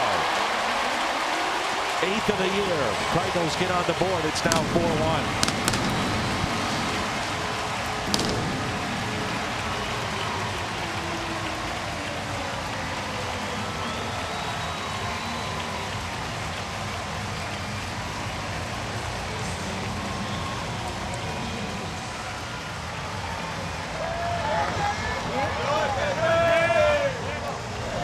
That's the best response.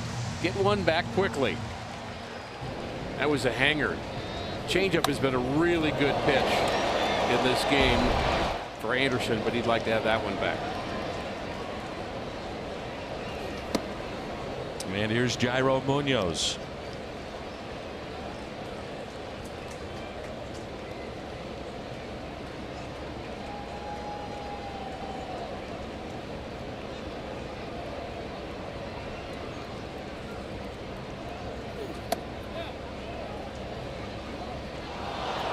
And Munoz rung up, and Mike Schultz screaming at Joe West.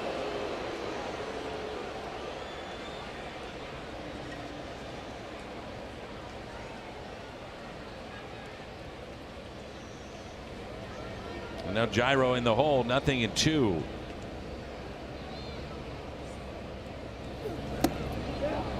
And he strikes out. That's strikeout number 4 for Anderson. Things have gotten a little edgy here at the ballpark. Well, I think you get edgy when your opening day starter gets potentially hurt again, third time in the season, in a season where you've tried to have continuity with your rotation, just can't do it. But the rotation, I will say, has just continued to get the job done. And a high pop up into shallow right center.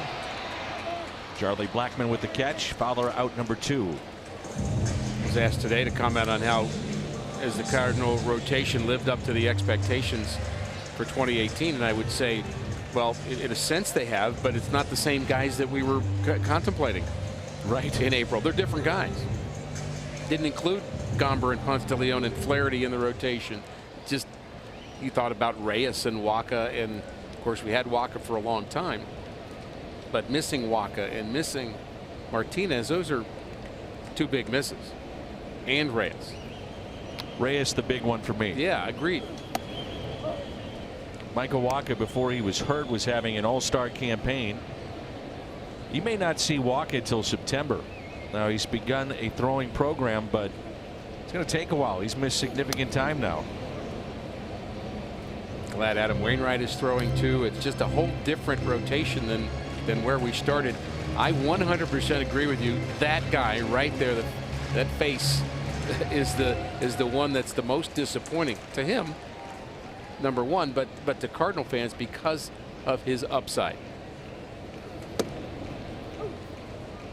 1-2 the count on Bader.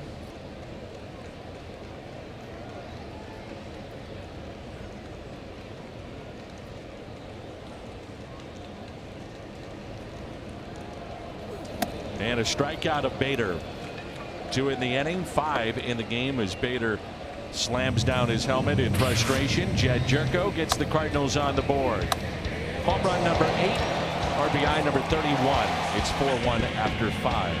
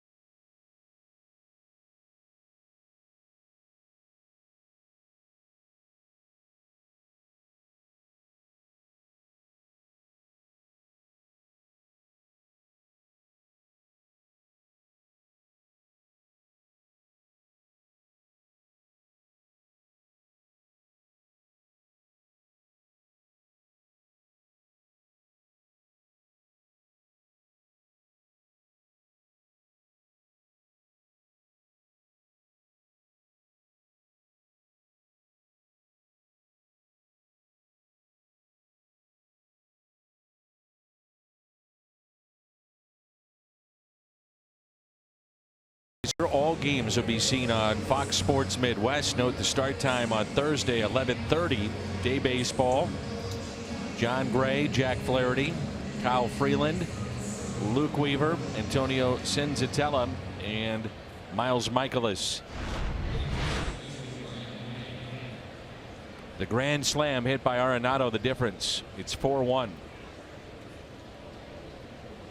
Ryan McMahon, Tom Murphy, and Gerardo Parra coming up for the Colorado Rockies.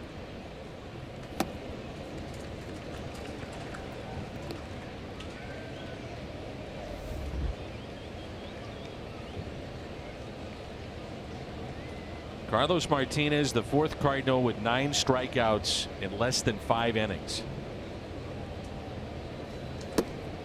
Michael Wacha did that. Rick Ankiel and Mizell. How about that?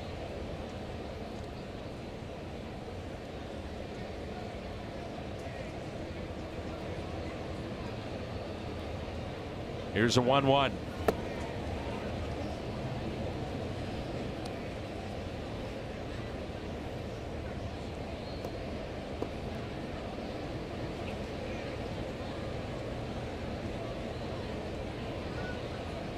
The 2-1 pitch by Daniel Ponce de Leon. Is a fly ball lifted out to Bader. And McMahon is out number 1.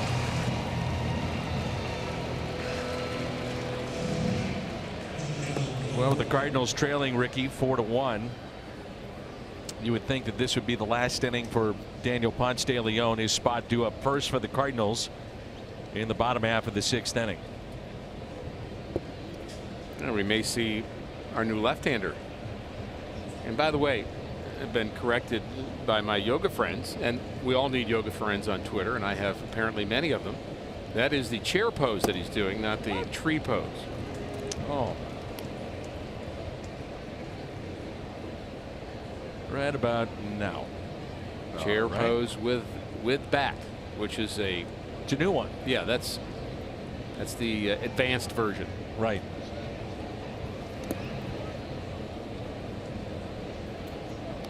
So you do yoga, and I'm assuming you're probably really into hot yoga. I've never done hot yoga. Just regular yoga. Regular yoga. I have to stay loose around you.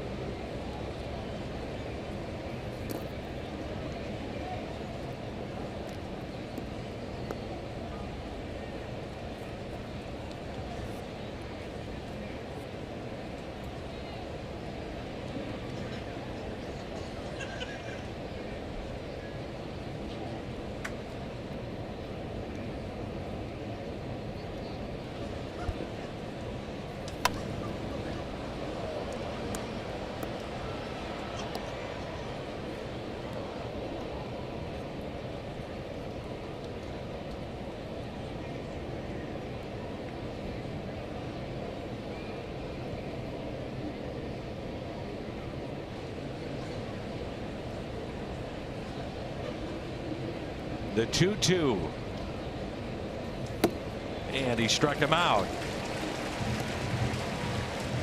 Namaste. Oh, come on.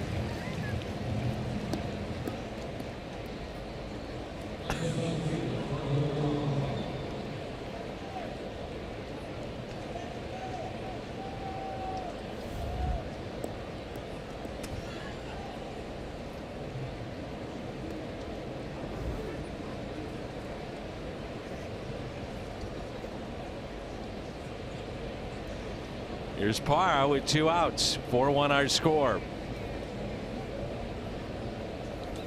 If folks could have just seen what I witnessed. I've been amazed at the yoga poses that you decided to get into. Warrior 2.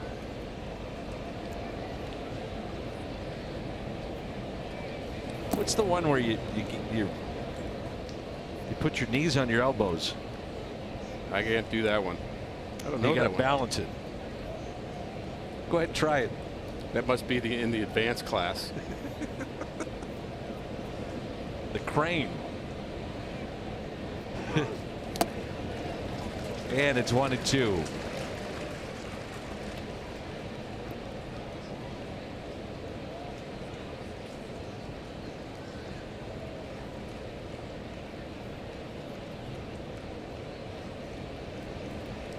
1 ball and 2 strikes after a very good changeup. And the next to Parra. Did not go.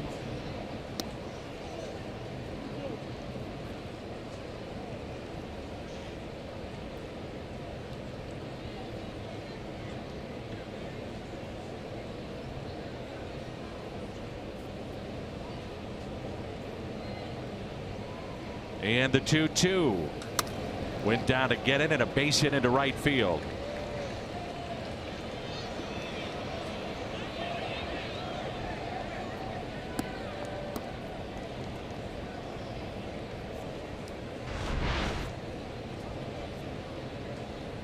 Off-speed pitch, middle of the plate. Parr is one of those guys, you were talking about him earlier. You've always liked him, Danny. Parr is a guy that you think about as, and I think most of his career he's been, boy, where do we play him? We play him in center, left, right.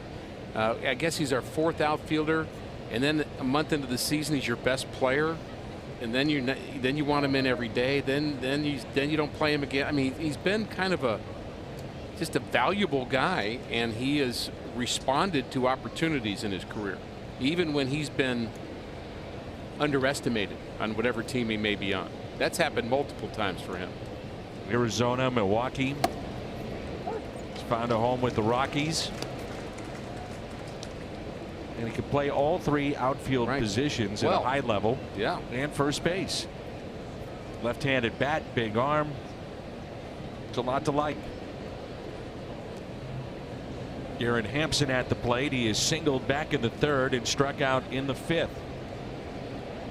And the 0-1 pitch by Ponce de Leon is hit out of play.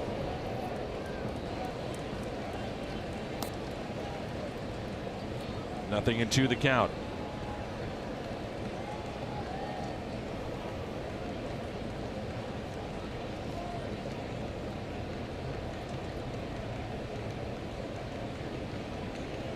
Parra's first multi-hit game since July 13th.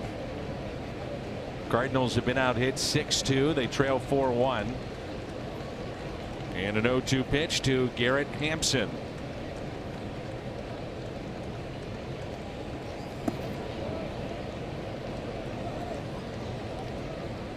It's anxious times right now across Major League Baseball for players. Under 24 hours now until the trade deadline comes and goes.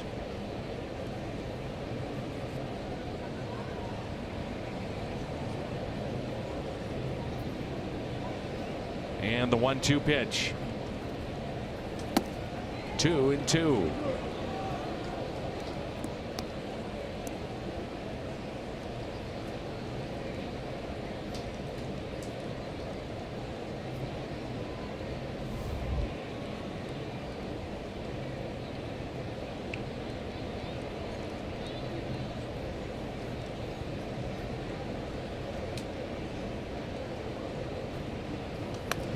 Fouled back. I think it's a legitimate question tomorrow night who the Cardinal closer will be.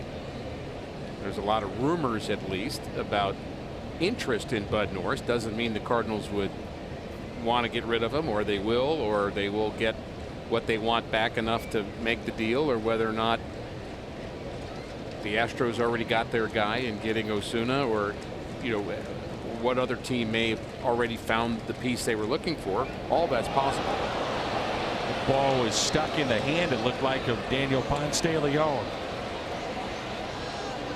Boy, this looks familiar, doesn't it? Yeah, that's the 2nd error on a Cardinal pitcher tonight.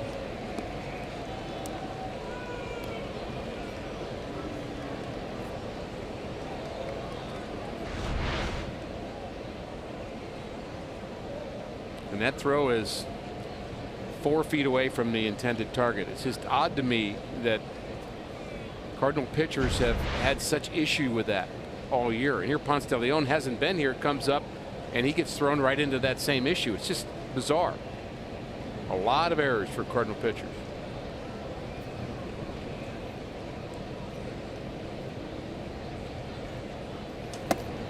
And that's outside from 0-2 to 3-2. And even the timing of that, Dan. You have 2 strikes on the batter with 2 outs. And you're trying to get to this batter out so you can have the pitcher leading off the next inning. You want to get him out. And now you've created a stressful possibility for more runs. Just odd. Time called. 3-2 the count.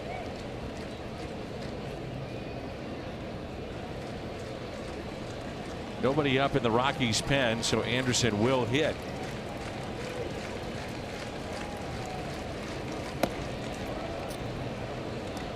So the walk.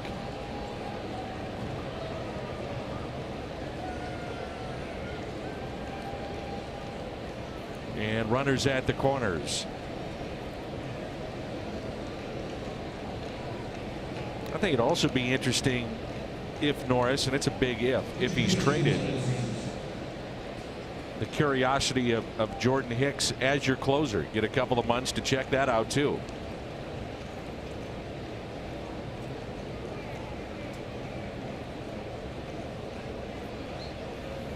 That's to the screen. Late break by Ponce de Leon and safe. Parr scores.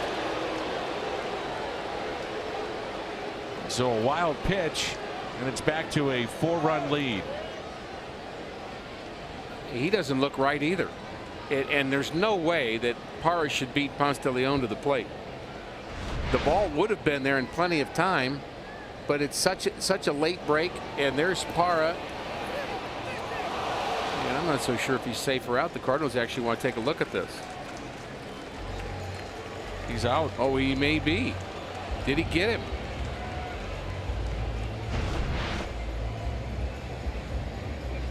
So the Cardinals will challenge.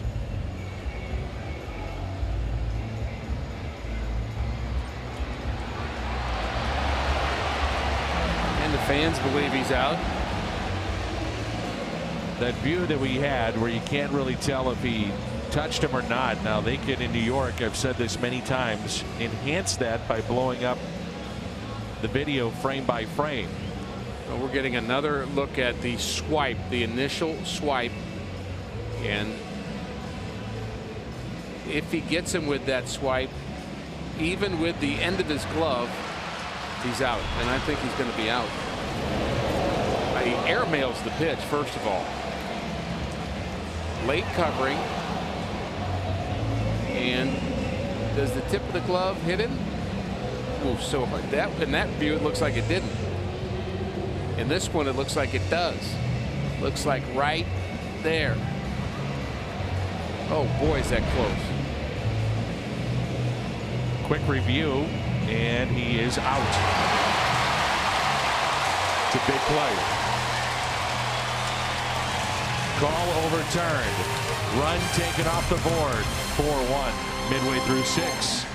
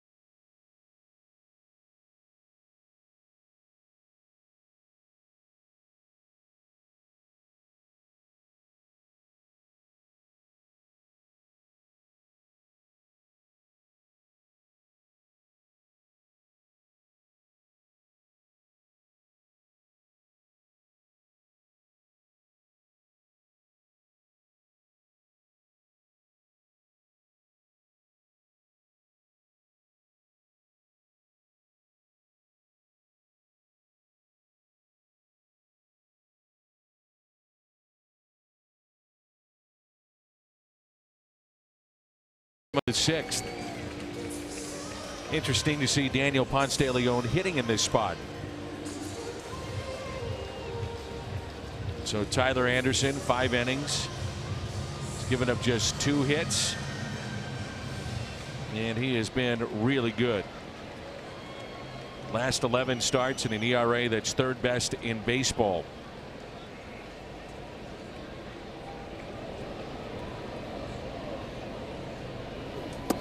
And there's strike 1.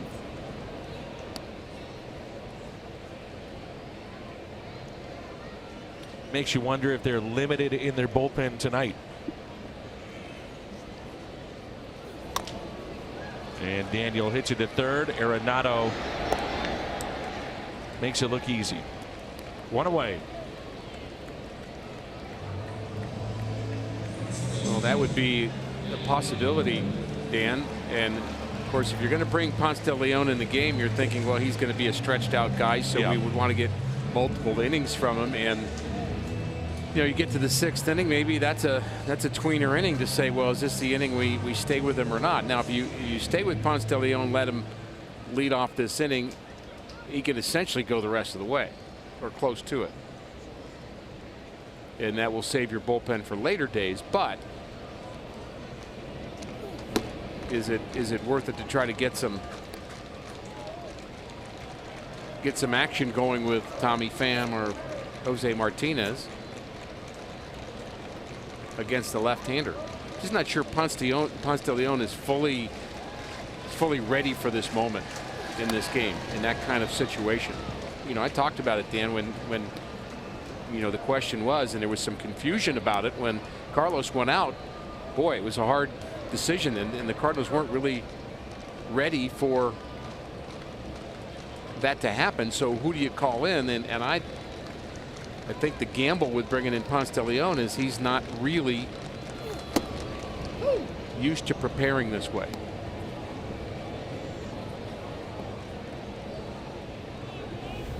One and 2 the count on Carpenter. As an infield hit, and then he hit a screamer to second as he lined out 1 for 2.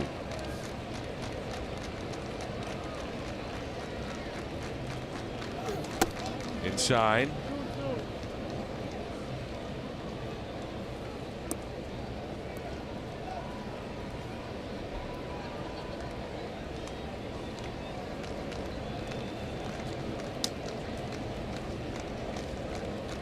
The 2-2 pitch.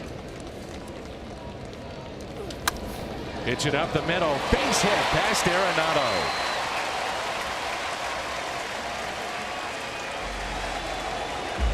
And Carpenter is 2 for 3, and he has 2 of the 3 Cardinal hits.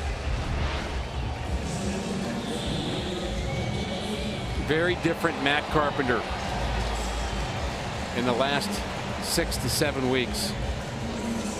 Almost everything he hits hard. Even a ball on the ground, he's going to find holes because it's scooting through the infield.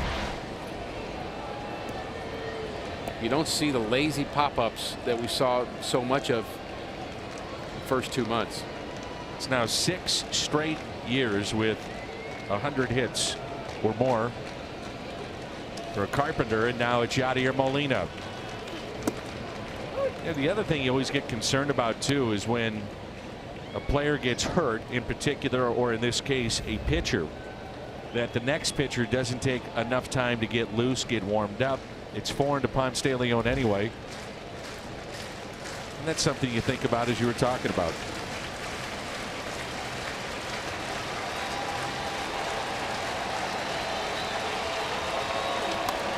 In the air, left center, and the catch made by Charlie Blackmon.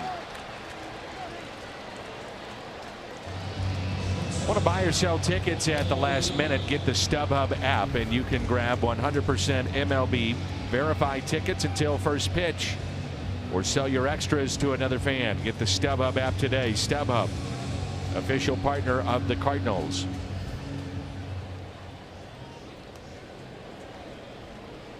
I've always loved watching good defense, and I would have said for years my favorite position to watch is our shortstops, and I think maybe we all have gotten a little bit kind of used to what great shortstop play is all about, starting with Ozzie Smith, starting before that, but now Maxfield, of course, but Ozzie Smith in more recent eras, and the best of the best, and so acrobatic that's kind of the defensive position to watch.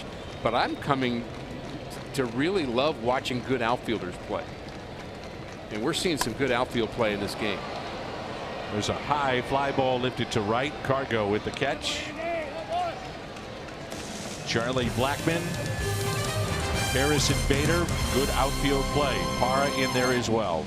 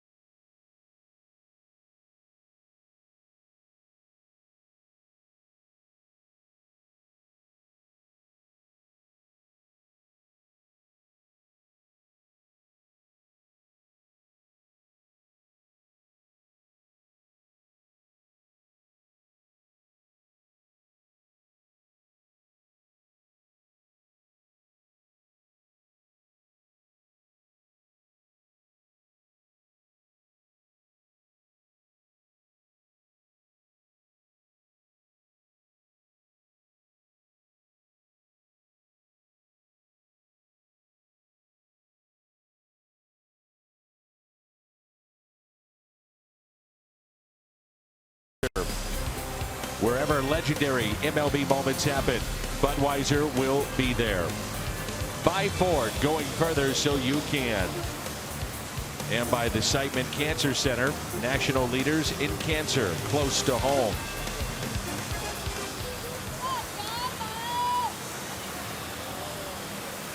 Seventh inning rolls in. It's 4-1 Rockies. This will be the third inning of work for Daniel Ponce de Leon. You always hear the phrase, baseball happens quickly. Things turn very, very quickly, and that was the case with Carlos Martinez, and Cardinals did not have anybody up in the game. Yes, felt like it was the swing point in the game was that moment of what would happen in that dangerous part of the Rockies lineup, and it happened with 2 outs. But the walk to Desmond on a close call didn't go the Cardinals' way. Should have been a strike. Check swings that were close calls didn't go the Cardinals' way. And then you've got to face Nolan Arenado with a pitcher that's not used to working out of the bullpen, and it just didn't feel right. it is Christmas in July. That's what we're celebrating here at the ballpark tonight.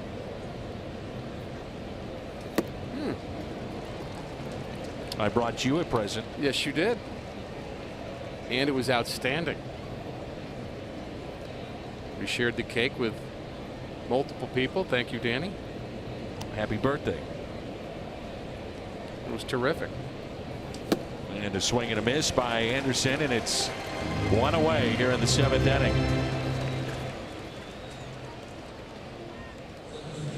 Worked all night on that cake.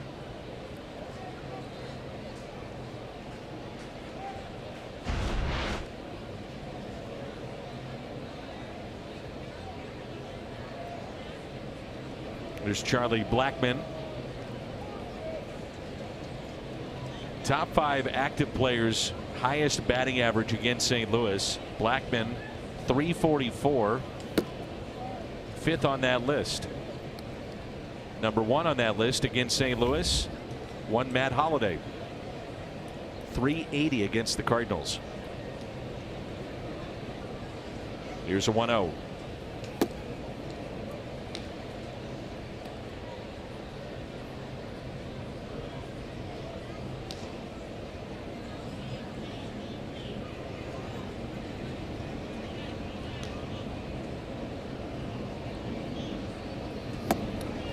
2 balls and 1 strike. It's Shreve, the lefty now for St. Louis, wearing number 40.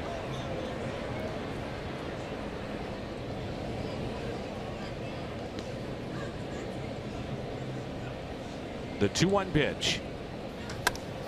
Out to center. Bader with the catch. 2 outs. I was talking about the defensive play that's been so good. Really everybody defensively in this game, both sides, and a lot of good routes, a lot of quick routes. And if an infielder makes a mistake, Dan, it's typically a 1-base error. If a defender makes a mistake, it's usually 2 or more. And oftentimes runs are involved. So defense in the outfield, it may not happen as often, but it's critical that you have guys that can get good jumps, cover ground, take doubles away, make the pitcher's job easier. One Jim Edmonds did that. I wish I would have had the opportunity to have him behind me just to see what that was like. And I had some good ones too, but Jim was just so good. I say good ones, really good ones. McGee, Van Slyke. Yeah, I was going to say. Pretty good. On the infield, Pendleton, her, Ozzie. Quit complaining. Not bad. Time to stretch.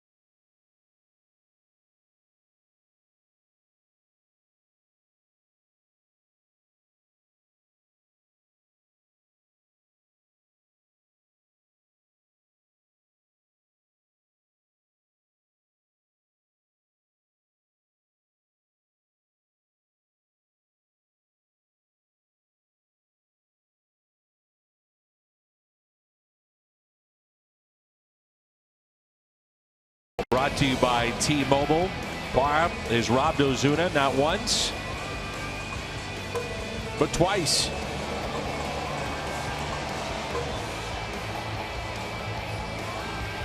You wanted outfield play, you got it.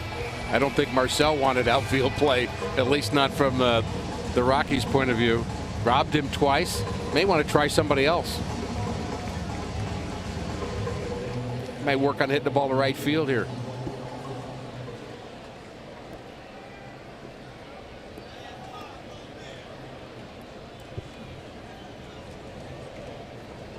Leads the Cardinals in hits with 106.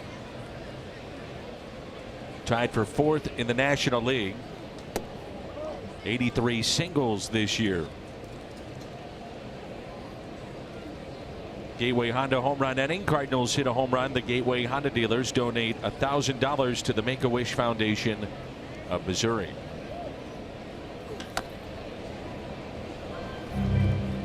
One ball and 1 strike. Big inning here, considering the Cardinals have 4, 5, and 6 coming up.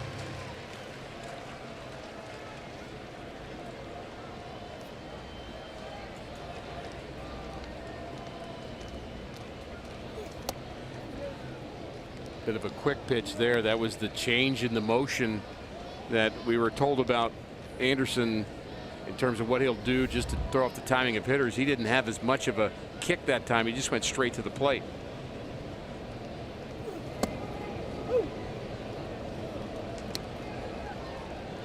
I'm guessing that Anderson can use this motion because he's still, for lack of a better way to describe it, still in motion as he goes to the plate. Yeah, right.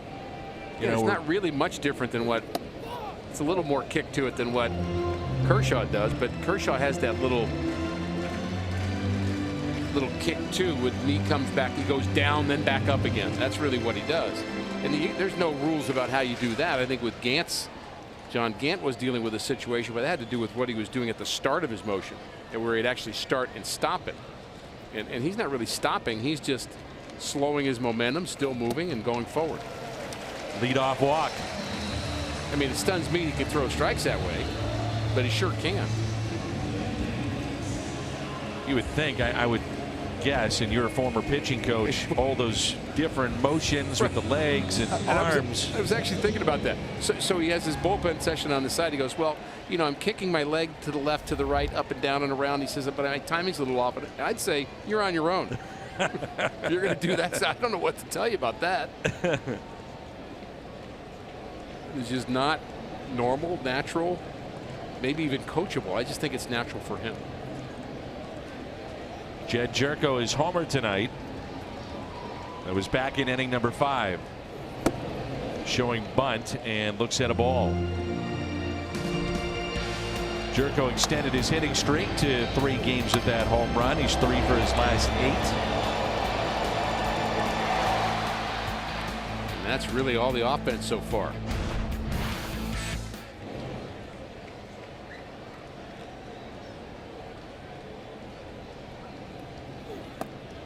Two balls and no strikes. Right-hander throwing in the Rockies' pen. Munoz at the on-deck circle.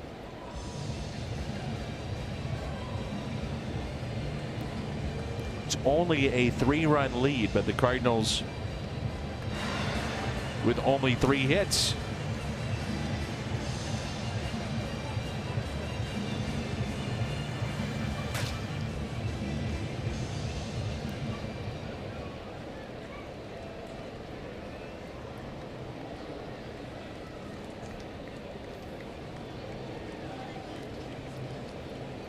A lot of room on the right side of the infield. The 2-0 pitch to Jerko.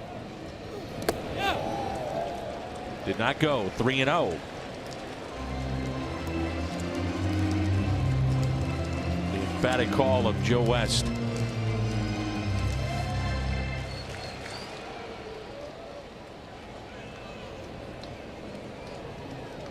Scott Oberg is the right-hander getting loose for Colorado. They have Ottavino in their bullpen, among others, former Cardinal. And he walked up back-to-back walks. And now the tying run comes to the plate.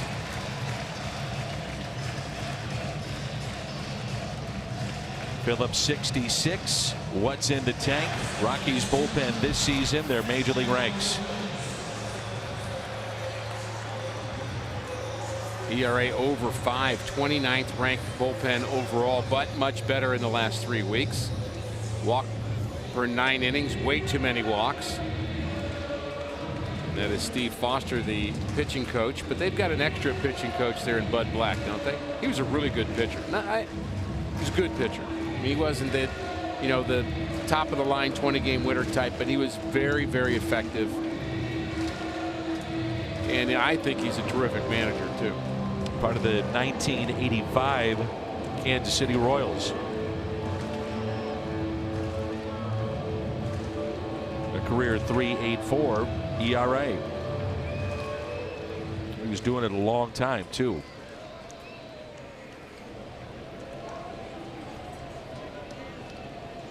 The catcher now setting the defense. It's Tom Murphy.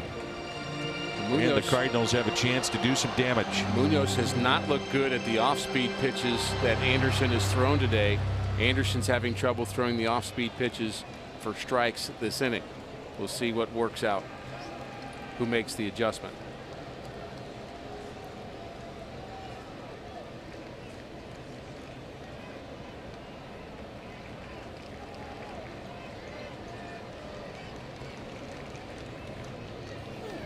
And a pitch in the dirt, but somehow kept in front.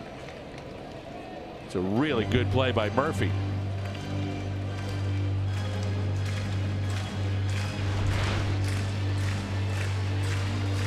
It's a good 2-3 feet in front of the plate.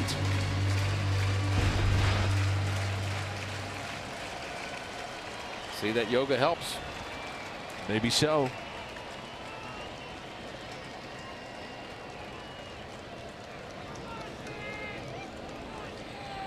And the 1-0 pitch now to Munoz.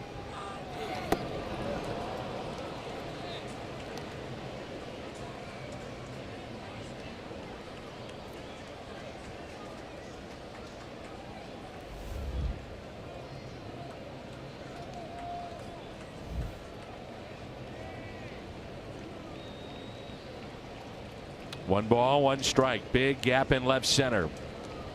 Dexter Fowler at the on deck circle.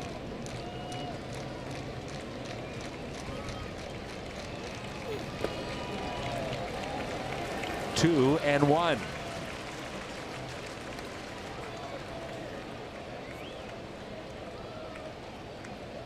I just feel like with every pitch he's throwing, he's digging the hole just a little bit deeper, isn't he?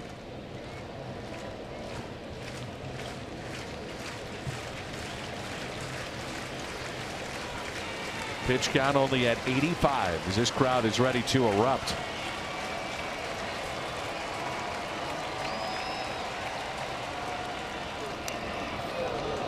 Two and two. Munoz not happy. That was the pitch he thought he could handle. The frustrations of this game. Will he get it again? He's been very good with 2 strikes. Leads all rookies and 5th in baseball. Batting average .284 with 2 strikes. He was trying to launch that last pitch.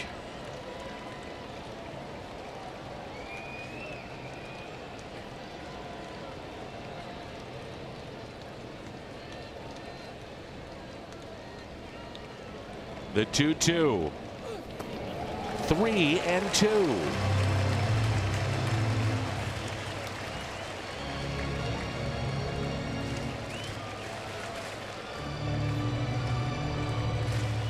He's trying to walk the Cardinals right back into this game, isn't he? Sure is. Mentioned that he's struggling with his off-speed stuff. Does not want to walk him. You got to think fastball here, don't you? Except for the fact that Munoz does not look good on the off-speed deliveries. I think he's going to go off-speed.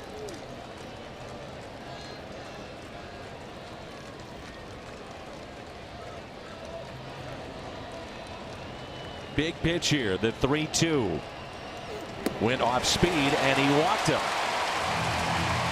He has walked. The bases loaded here in the bottom of the 7th, and that'll be it. And Bud Black will now go to his bullpen.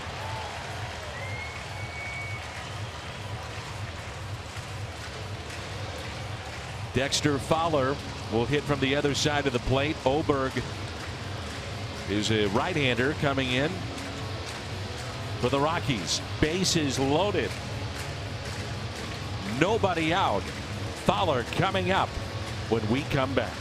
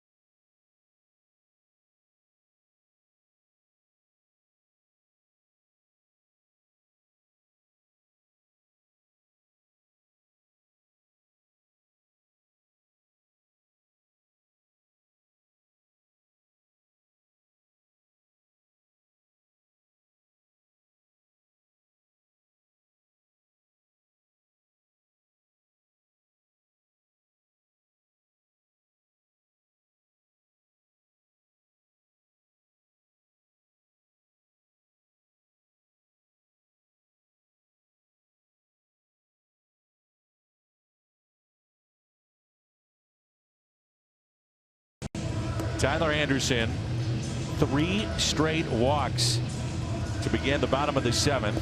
Scott Oberg, or Chevy, called to the pen. Bases loaded, nobody out. Yeah, and he went 2 hours without walking a batter, and in the last 10 minutes he walked all 3. And he's trying to figure out what happened. You said baseball happens. Well, it happened to him here in the bottom of the 7th inning, giving the Cardinals an opportunity. And we'll see if Dexter Fowler can get a little bit of that magic from the left side of the plate. Cardinals had a grand slam over the weekend. Fowler, 4 career grand slams, 1 this year against the White Sox. And the first pitch, Dexter lines it foul.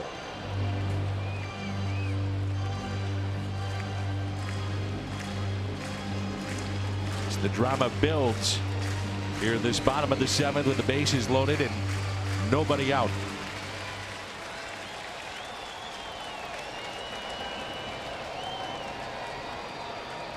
The 0-1. 0-2. Harrison Bader at the on-deck circle. You don't need them all because it's the 7th inning, but you need a couple. And you want them all. And the 0-2 pitch. Taken low.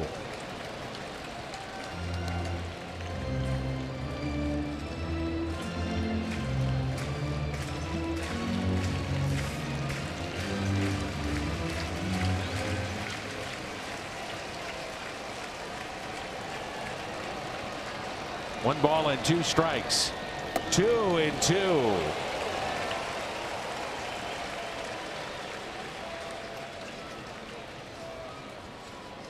Fowler twice his fly to center.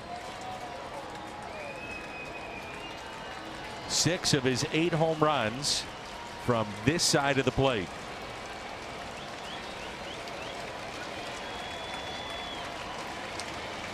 And now a 2-2 pitch. The check swing did not go. And the count runs full. Oh, I thought he might have went on that. Could be a break for the Cardinals. So close. And another pressure pitch coming.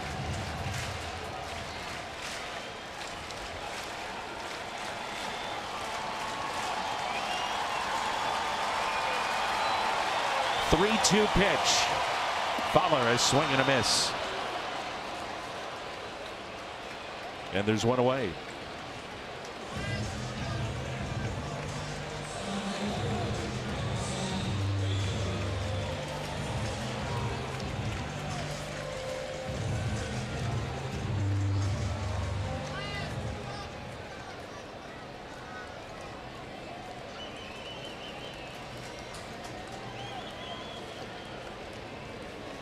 Jose Martinez at the on-deck circle. Harrison Bader at the plate. It's been struggling, but that could change with one swing. Strike one. Harrison tonight fly to right and struck out back in inning number 5.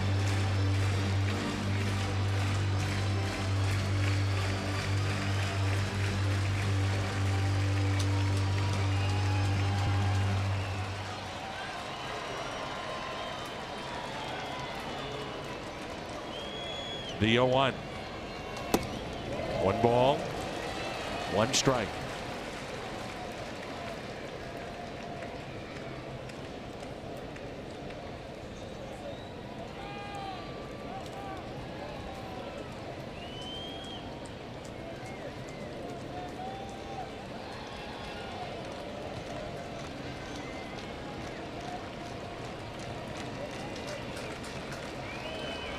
Inside, and it's 2-1.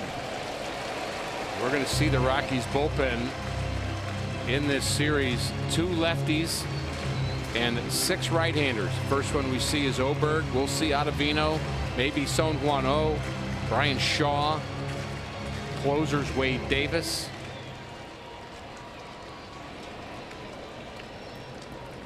I'd like to see more of them here in game 1. The 2-1 pitch. He lays off the slider. 3-1. That's the pitch right there that many times he'll chase, but not that time.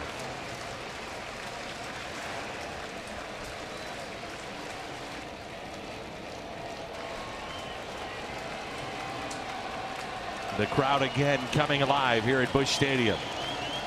A count of 3 balls and 1 strike. Maybe a pitch to hit here. He walked him. It's now 4-2. And Jose Martinez coming up. That's 4 walks in the inning.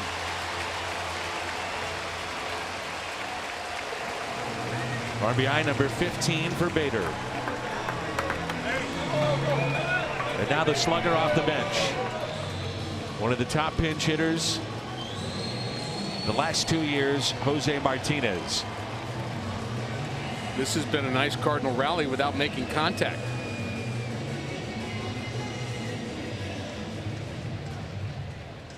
You don't say that very often. No, but you take it. But there is an art to laying off pitches.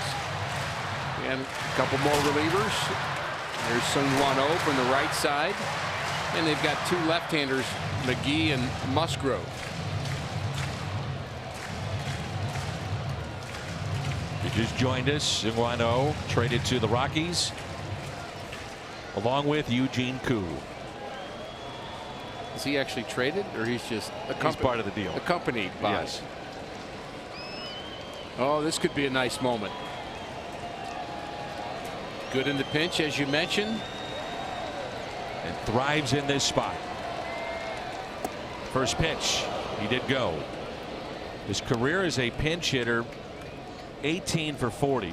It's a .450 average. Leads the Cardinals with 59 runs batted in and a .327 average with runners on. No balls, 1 strike. Puts it in play, chops it left side. Arenado to the plate and out.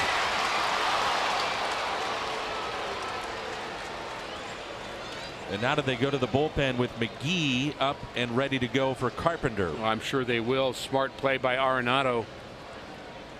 Knows he can't get 2, and if you're going to get 1, get the lead runner at the plate. And he sets his body in the way that that throw will be easier. Well done by Arenado.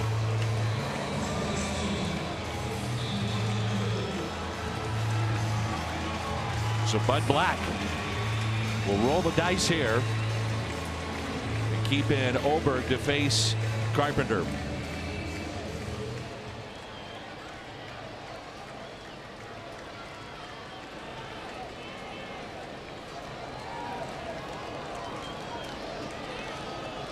Danny, that at bat by Martinez was set up by his inability to lay off the first pitch. Yeah.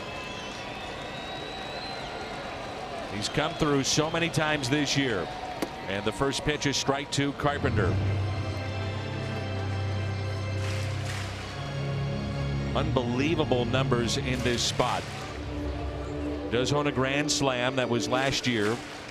Game 1 of a doubleheader against the Blue Jays, and he walked it off with a grand slam. 4-2 our score. Base hit could tie it. He has homered off of Oberg before.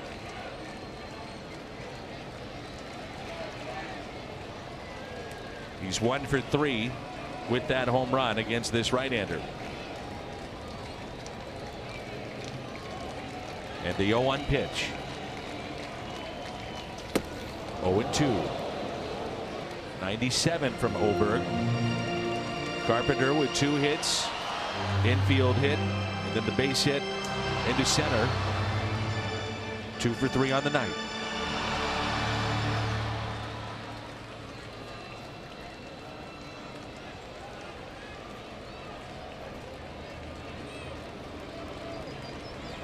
This is the matchup you want if you're the Cardinals. Nothing in 2 the count. 1-2. Cardinals can pick up another run this inning. It'll feel like a good inning. If they get more than that, it'll feel like a great inning. And if they only get the 1 run they've gotten so far, it'll feel like a miss. A ball and 2 strikes on Carpenter. The base is loaded. You're in the bottom of the 7th. 4-2 the score. And Oberg finally gets the sign he wants. And the 1-2 to Carpenter. Base hit into center. This game is tied. Carpenter delivers. Here comes Bader. We're tied 4-4.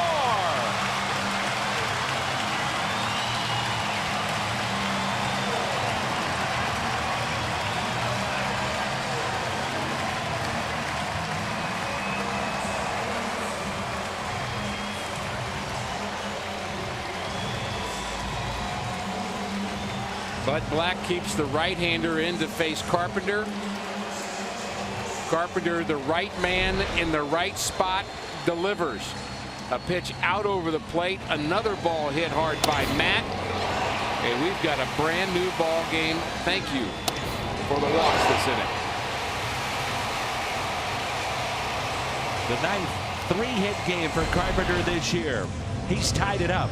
Seung-Hwan Oh, the former Cardinal, in to face his former team when we come back.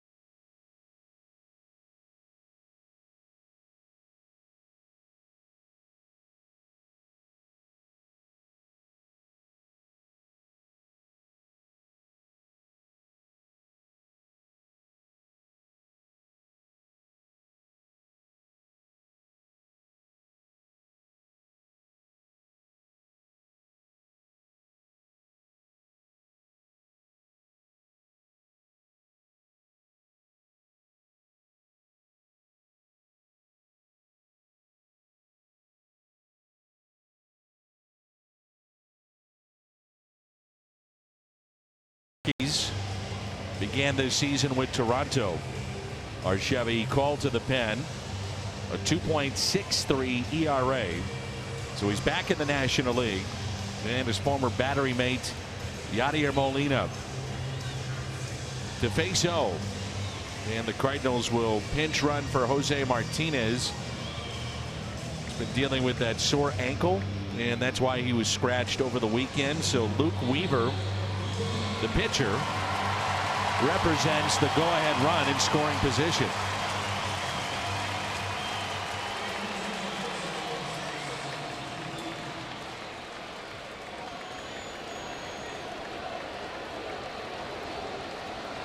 And Yadi tried not to laugh.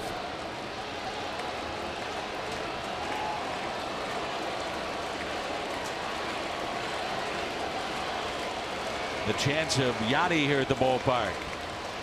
The first pitch, a ball. You know, if something happens, you have that little moment where you look at a player on the other team and you have a connection with them, but then you get in the box and the game's on the line. You need to win, they need to win, and you go to work.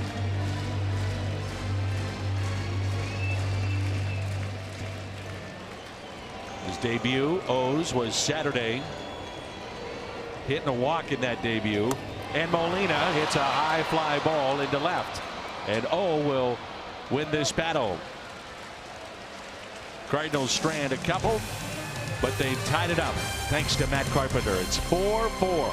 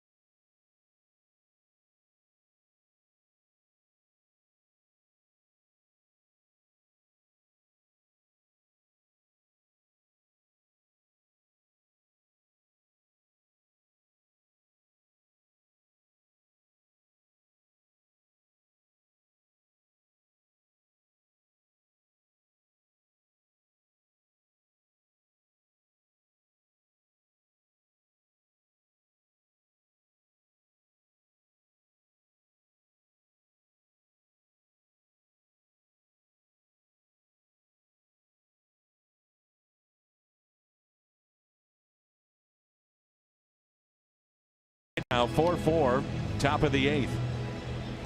There's Chevy called to the pen. This will be appearance number 50 in the first 4 months of the season for Jordan Hicks. Interesting report circulating that the Nationals could be open for business concerning Bryce Harper, free agent to be. What a disappointing year it has been for Washington. And for him. Good point. They are at the start of play tonight, 6 games back, 52 and 53 on the year.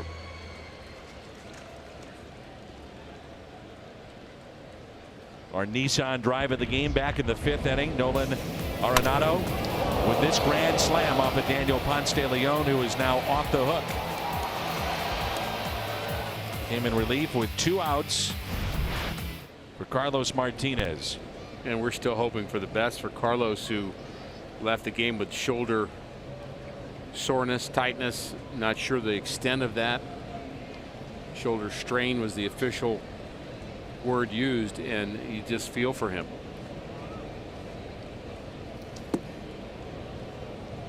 Arenado's grand slam was the second Cardinals have seen against them this year. Nick Markakis of Atlanta did it back on June 30th. It was off of Luke Weaver.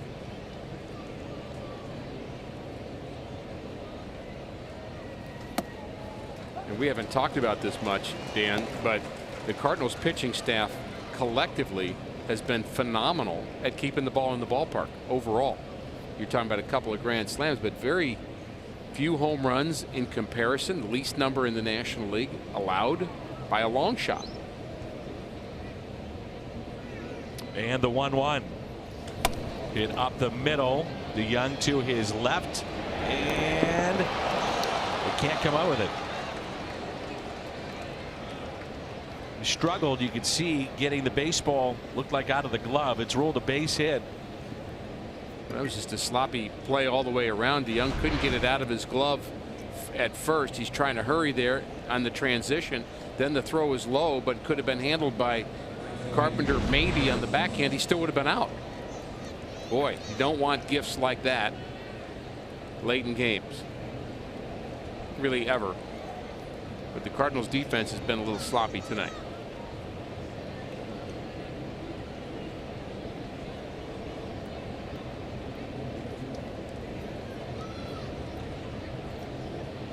Here's Carlos Gonzalez.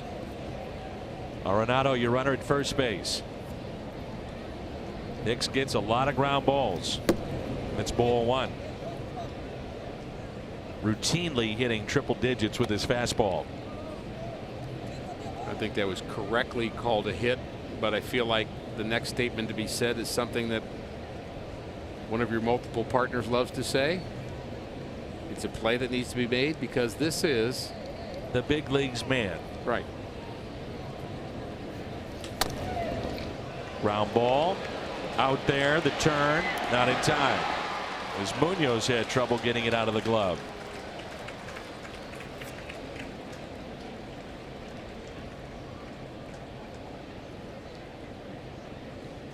Everyday Cardinals Care is working to better the lives of children throughout Cardinals Nation.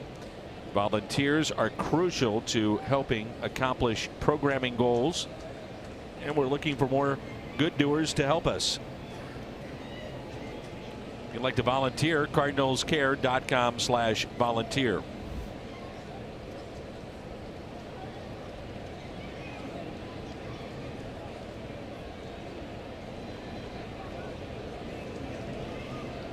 Ryan McMahon.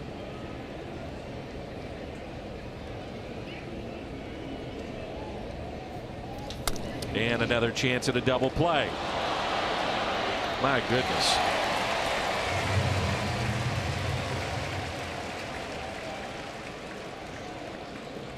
And the Cardinals should be out of the inning. Yeah, they should definitely be out of the inning, and the infielders are frustrated, but all Hicks keeps doing is keep getting ground balls. He's doing his part. You know, that's one of the great things about this game, Dan, as a team game. A lot of individual performances that happen. In this performance, just enough to get 1 and not 2, as the ball just ate him up. But as a team, you give up runs as a team, you get out. I mean, it's still a team thing. And Jordan Hicks can make everybody forget about the plays that should have been made this inning by getting this hitter. That's his job. Yes, he should be out of it, but he can't just kind of put the blame on somebody else. He has to pick up his teammates. That's what you do. So the go-ahead run in scoring position, and Tom Murphy will be the batter.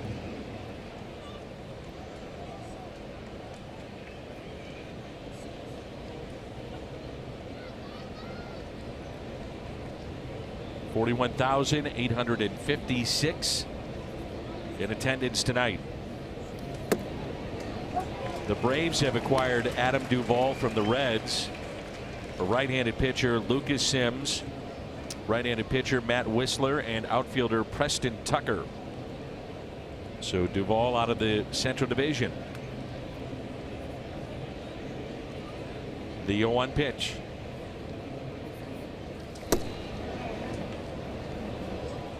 Reds want to play Winker anyway, and they need help pitching, so a good move for them. Yep. Wonder where they'd be if they had any pitching. That lineup is awfully good. A ball and a strike on Tom Murphy.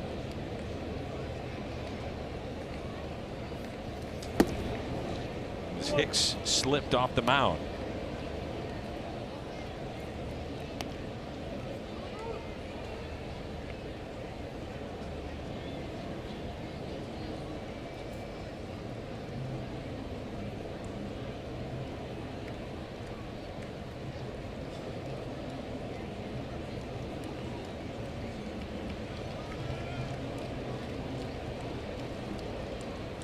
The 2-1 pitch.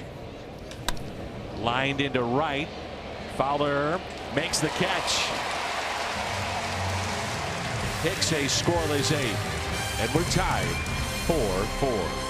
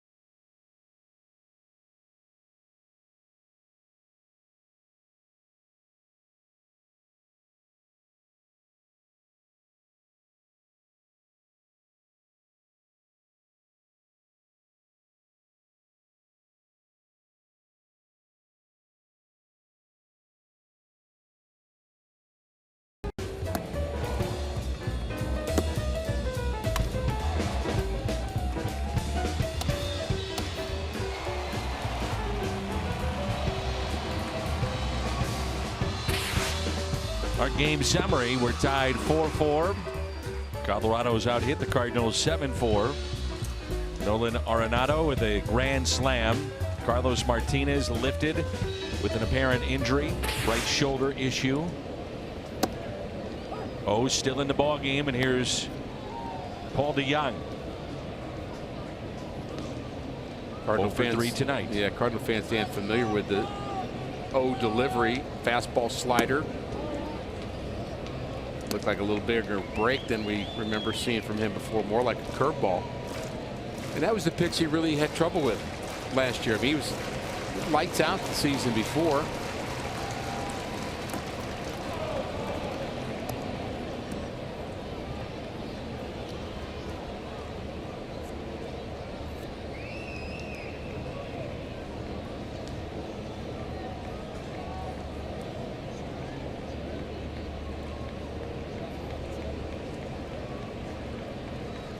1 ball and 2 strikes on Paul DeYoung.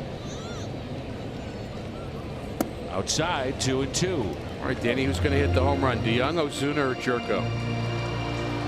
Going Marcel. I'm going Marcel also. The 2-2. Fouled back.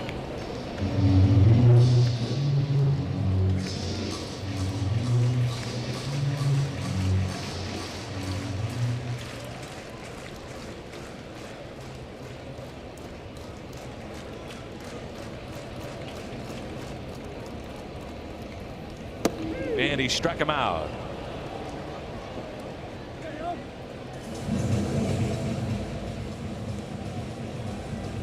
So he freezes Paul DeYoung. Plaza Tire Service replay. Ozuna, by the way, 2 for 4 against O with a double and a walk. Bud Norris throwing in the Cardinals bullpen.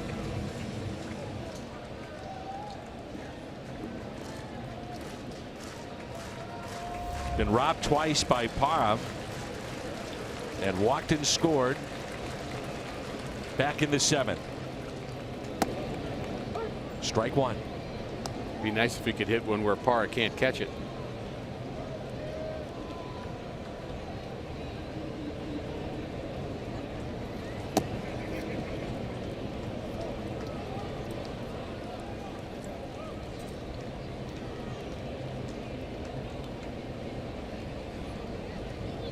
The 1-1. Ozuna lines to the second baseman McMahon, and he put it away. There's 2 outs, and it brings in Jed Jerko, who is homered tonight.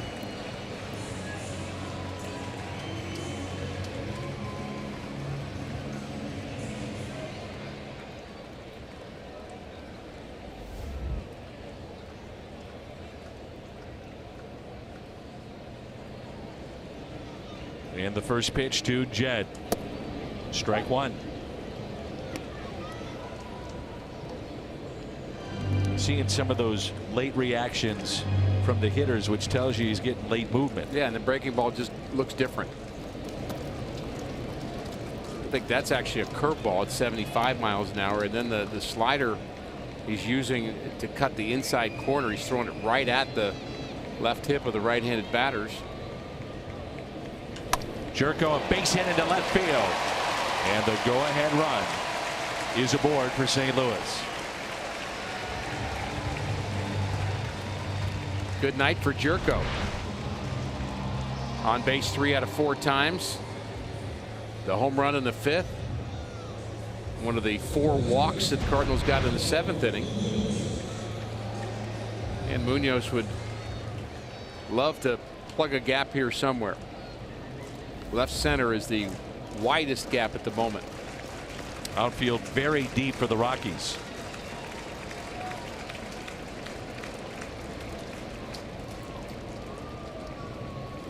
And that pitch taken just a bit high by Munoz. He also walked in that 7th inning.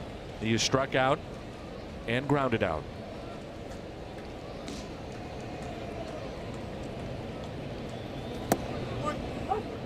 One and one. Well, you're right about that slider. And it might be a slider that he's just taking a little bit more off, so he's getting the break. Curveball.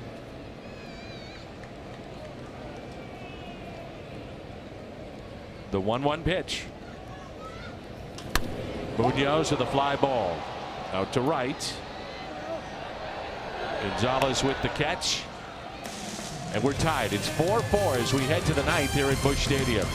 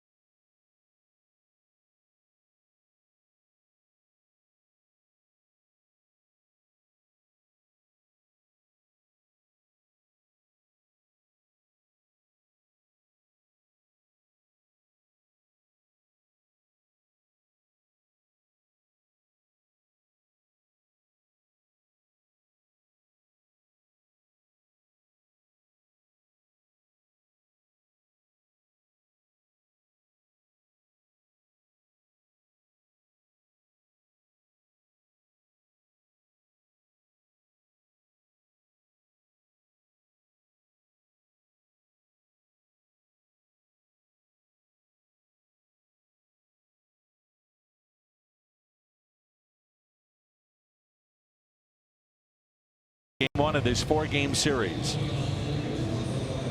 Parra leads it off, followed by Hampson, and then O's spot will be coming up.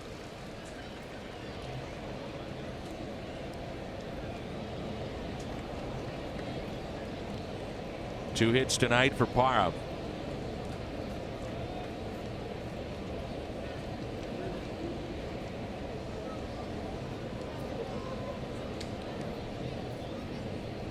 And the first pitch to him. Trying to bunt his way on. Racing in. Jerko, tough play. He made it. What a play. Jed Jerko with the bare hand to get Parra racing down the line. I like that play, though, from the Rockies' point of view with Parra. Is the Cardinals defense struggled last inning. Let me keep the pressure on them by making them make a play. And they do, just barely in time. Jerko does it perfectly, and the throw right on the money. It looks like Carpenter and Parra may have collided a bit. Their feet maybe hit each other. Yeah.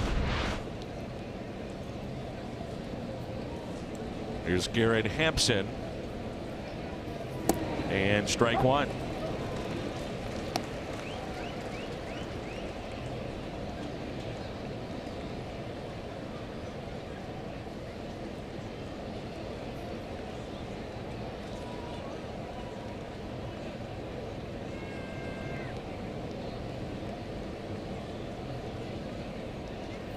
And the 0-1 pitch to Hampson. He's trying to maybe bunt his way on. Might be for show to bring Jerko in. 1 ball, 1 strike.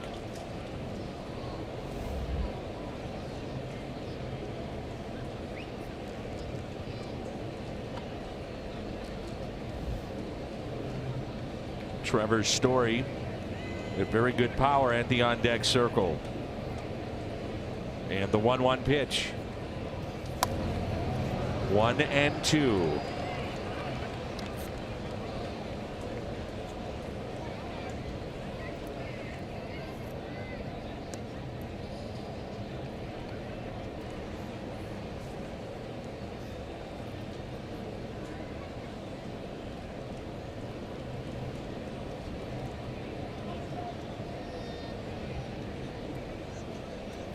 Wade Davis and Adam Ottavino, the former Cardinal, both right-handers throwing in the pen for the Rockies. The Rockies score, we'll see Davis. If they don't, we'll see Ottavino.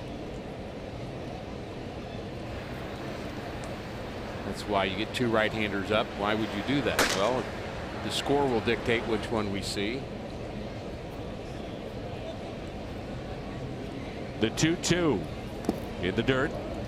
And the count runs full. Cardinals will have Fowler, Bader, and the pitcher spot in the bottom of the 9th. Norris trying to send us there tied 4-4.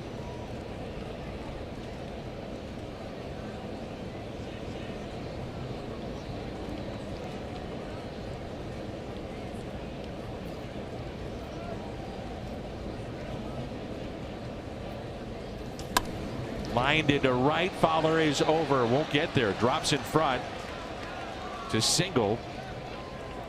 And the go-ahead run is at first base. And now Trevor Story.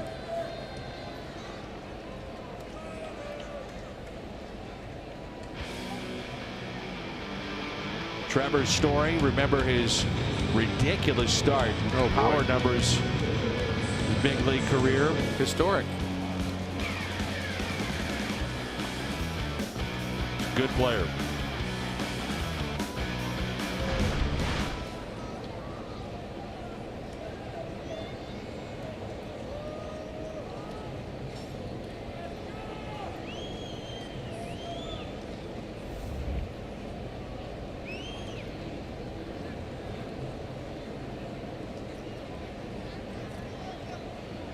"20 home runs again this year." He has never seen Bud Norris since June 12th, hitting over 400 on the road. It's a rare day off, if you will, for Trevor Story. I say day off, not playing all 9 innings, but available to pinch hit. This is a spot you may see in a few weeks that Matt Holliday could be in for Colorado. But that weapon potentially coming off your bench. Wouldn't that be a story? And of course we root for Matt, hope for the best for him. Going to be a challenge for him to have the timing after being off and stepping right in and hitting 98-mile-an-hour fastballs, but I would not count Matt Holliday out.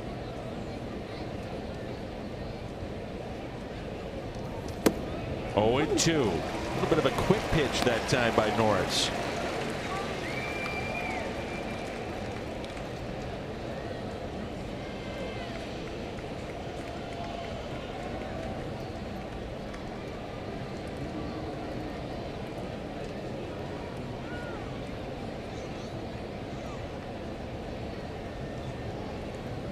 And the next to Trevor Story.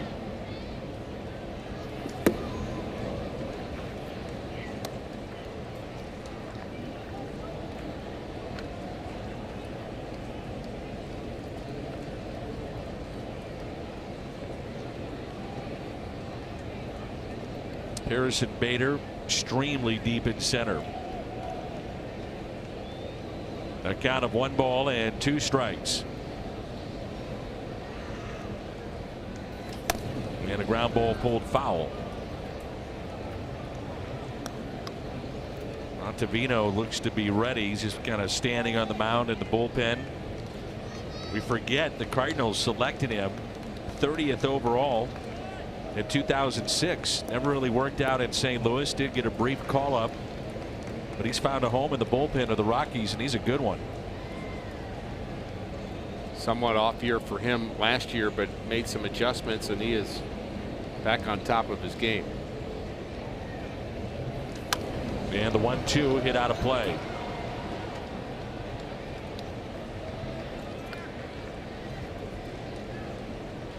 I don't believe I have ever seen Bader that deep. Agreed. It's nearly in Alton, Illinois. Trevor Story, the 45th overall pick in 2011. And it's a count of 1 ball, 2 strikes. Doesn't chase. Pitch up, and it's 2-2.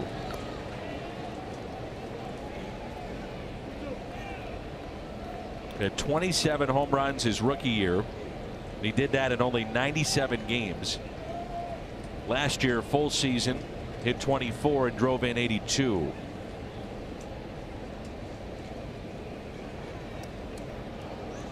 As a matter of fact, those 51 career home runs coming into play, the most by a shortstop through their first 2 seasons ever in the history of Major League Baseball.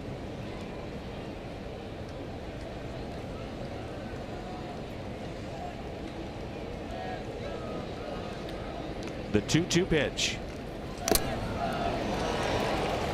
Ooh, he got a pitch to hit right there. It ended up catching Yachty, I believe, but that was a bit of a hanger. Almost 1 more to add to his home run collection. There it is, up and in, glove and mask. 2-2.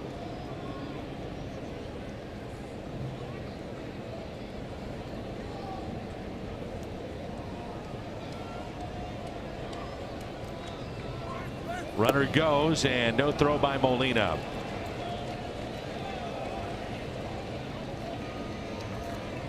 Wheels spinning now on both sides. Ooh, that's a big stolen base there. Big stolen base. Guess is right. As deep as the Cardinals are playing in the outfield, a base hit more than likely gives him the lead. They've moved in some, especially Bader in center. 3-2. And the next to Trevor Story. Ground ball hit to short. DeYoung up with it, makes the play. 2 outs. So by running, they may have stayed out of the double play.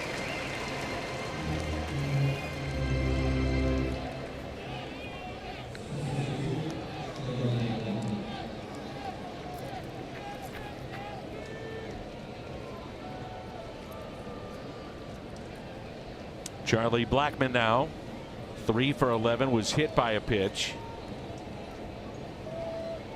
against the Cardinals closer Bud Norris. Trying to send us tied to the bottom of the ninth.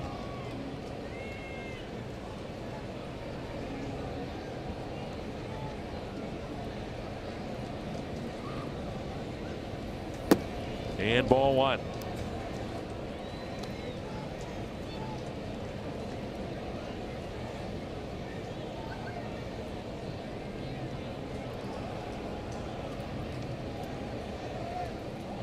You just punch one to the left side with the Young near the second base bag, trying to keep that runner close. And the 1-0. Ground ball. Munoz. He's got it. But Norris, a scoreless top of the ninth. Coming up, Dexter Fowler in a 4-4 game.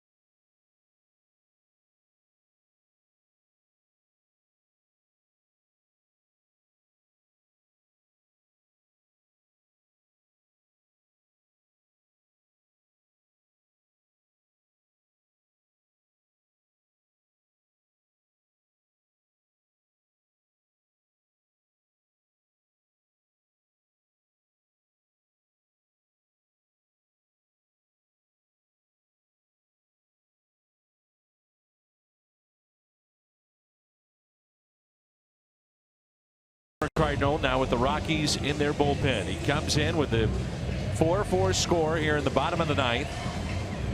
And his numbers, Chevy called to the pen.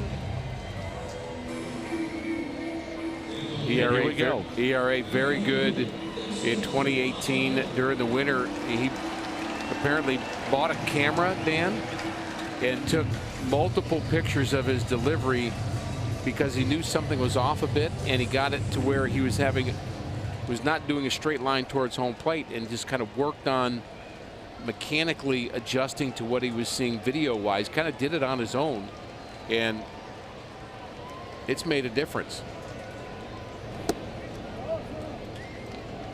We hear so much about spin rate in baseball, and they talk about his spin rate with a breaking pitch is off the charts. And the 1-0 pitch to Dexter Fowler.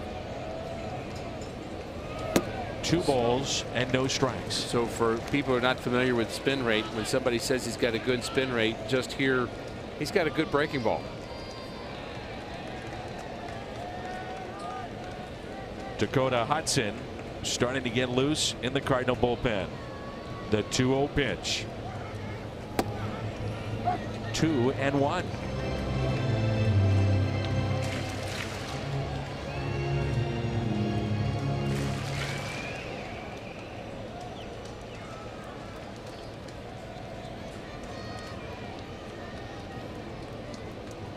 The next to Fowler.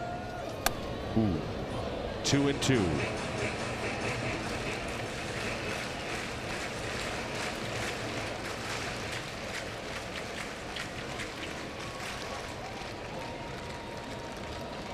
Fowler last time up came to the plate with the bases loaded and struck out.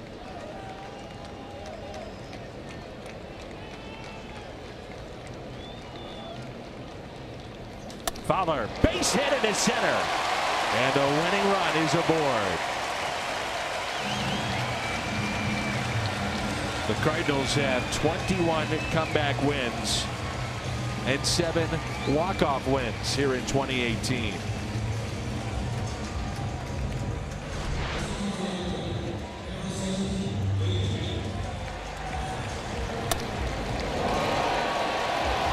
Go back to last year, Ottavino scoreless in 41 of 47 appearances. Allowed 2 runs over his last 13 1/3 innings.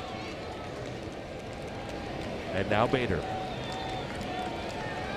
Rockies anticipating the bunt. That's Arenado charging down that third base line. And the pitch taken high for a ball. Greg Garcia at the on-deck circle. Cardinals have already used Jose Martinez. If the bunt is successful, gives you 2 shots. I think it's a good move.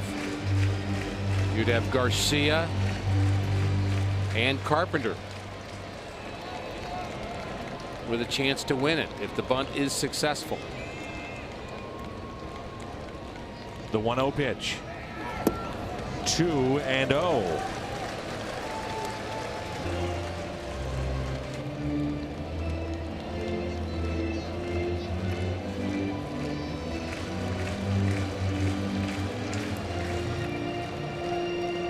The Fowler is getting a pretty sizable lead, and then a big secondary lead.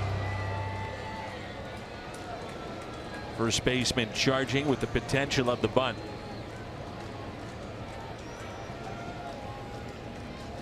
The 2-0 pitch, Fowler running, and the bunt popped up and out of play. So the Cardinals going with a little movement here. We've seen the run and bunt before, and it's run and bunt because the run is what you do first, and I think the idea is to make sure it's successful. The Cardinals used it successfully once already, and just getting movement is enough to stress out the defense. That's what you're trying to do.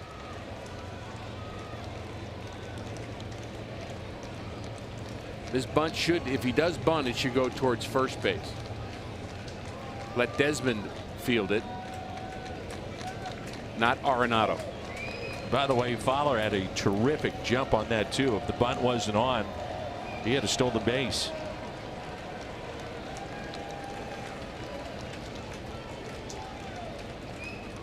The 2-1 pitch. Arenado way down the line at third. And it's ball 3. Well, this is a tricky thing for Ottavino because when somebody's bunting, you want to throw a high fastball. But he's throwing them high all right, but they're balls. The high fastball is tough to get the bunt down. You tend to pop it up. There are times for pitchers, Dan, where it's disconcerting to the pitcher when a batter is squaring to bunt. You just don't see the glove as well. You tend to overthrow and you tend to miss up. Fowler running, a strike and a stolen base. Standing up for Fowler. Standing up. He'll take it. I'm not sure why he didn't slide there, if he thought the throw wasn't going to come down or not. Gets the great jump and sees it. Maybe he thought it was a ball. I was surprised they threw the ball too down the second base. Either way, much better. Now Bader can swing it. A base hit could win it here for the Cardinals in the bottom of the ninth. The 3-2 pitch to Harrison Bader.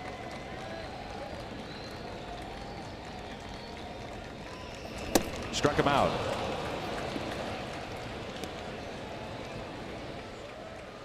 And the batter will be Greg Garcia. Garcia is a pinch hitter, is a lifetime .269 hitter, a couple of home runs, driven in 12. He's tied for first in baseball with 6 pinch hit appearances in which he walked. Leads the club in pinch hits with 7 this year. Well, the Cardinals have good speed at second base, but there's a really good arm in left field. Blackman throws well. So does Gonzalez. They're all trying to play in enough that if Garcia gets a base hit, they'll have at least a shot at Fowler. where they're trying to keep close to second base as well. And a strike. Boy, it has been breaking ball after breaking ball from Ottavino. He had Tommy John surgery back in 2015. And at one point he had a consecutive scoreless appearance streak of 37.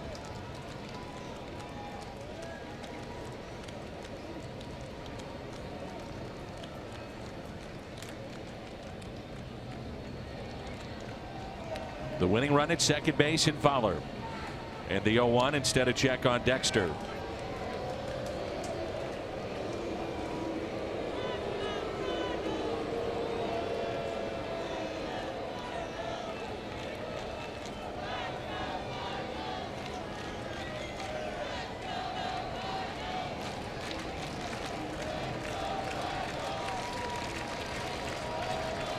The 0-1.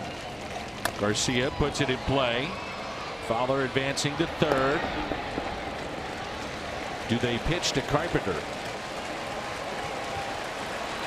Matt tied it with a single with 2 outs his last time up. That scored 2. I'm sure that's something Bud Black is going to discuss here.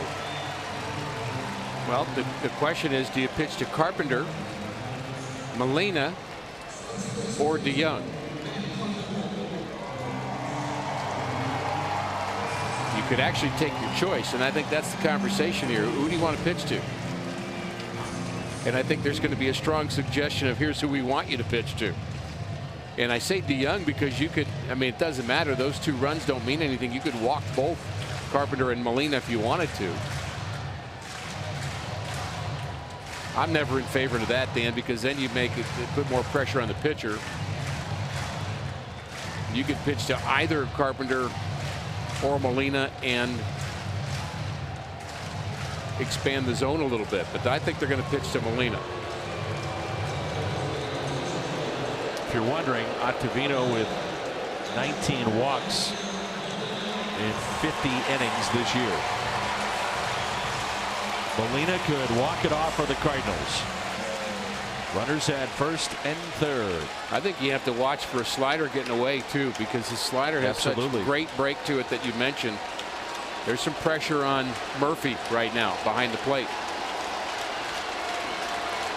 Carpenter will take second base into right, and Gonzalez makes the catch. And that'll send us to the 10th inning. A frustrated Yadier Molina. Ottavino out of the jam. We're tied at 4.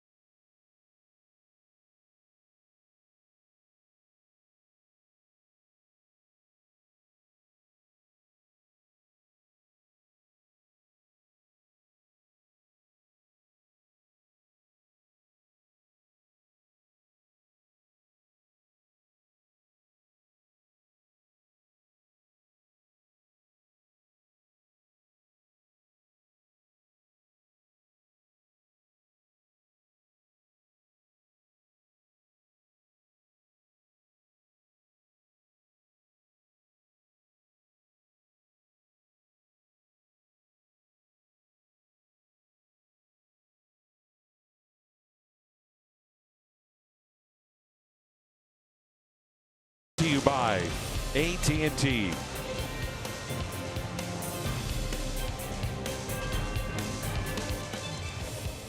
We're at Busch Stadium in St. Louis. Game 1 of this 4-game series between the Cardinals and the Rockies. And we're tied up 4-4 as we head to the 10th. And Dakota Hudson will be the new pitcher for St. Louis.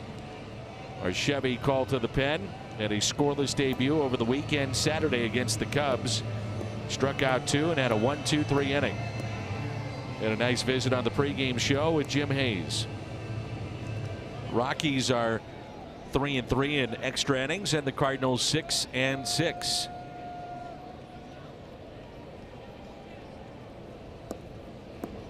Ian Desmond will be the batter, followed by Arenado and Carlos Gonzalez.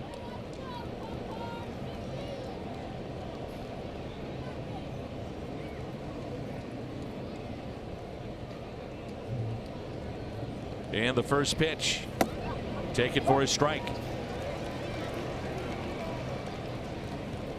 So back-to-back first-round picks of the Cardinals pitching.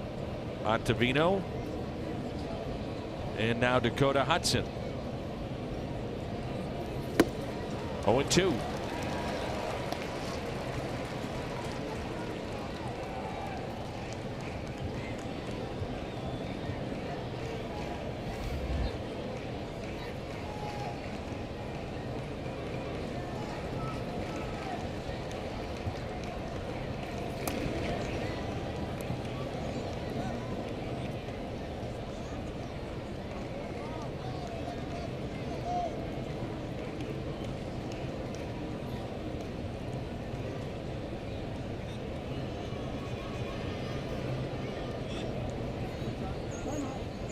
And time called.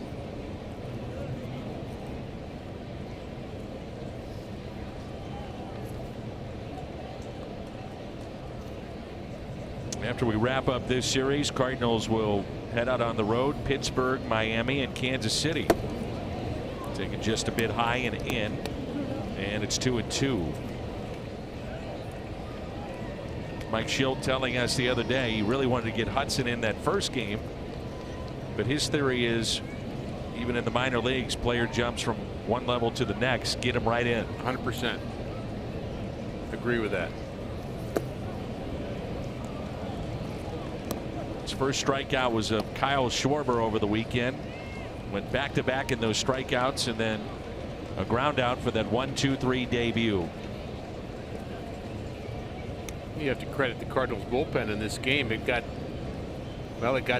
down early 4-0 with the Carlos inning where he had issues with his shoulder, still kind of waiting to hear what that's going to be like long term. And a leadoff walk. Those have a way to come back and bite you, as we saw for the Cardinals, to their benefit. And if the Cardinals win this game, it feels like they would steal it. You know, when you had 4 walks in the 7th inning, down 4-1. Arenado hit the grand slam off of Daniel Ponce de Leon that put the Rockies on top.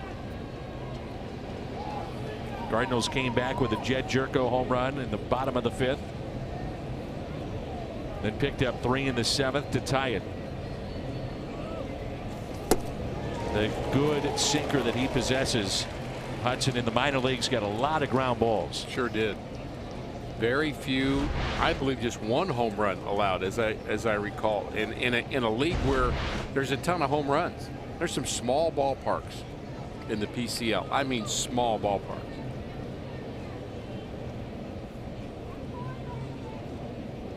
And the 0-1 pitch.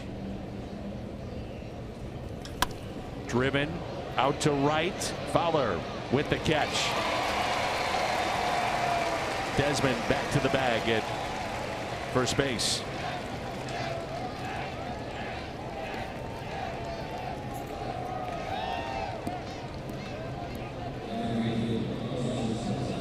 There's Gonzalez. Cardinals will have DeYoung, Ozuna, and Jerko coming up the bottom of this 10th inning.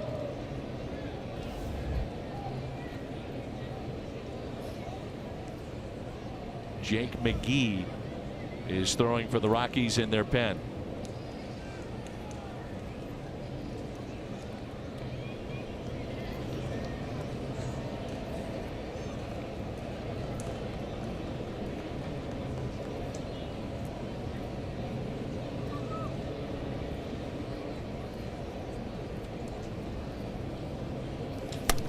And hit left side, glove by Jerko. Out there, the turn, not in time.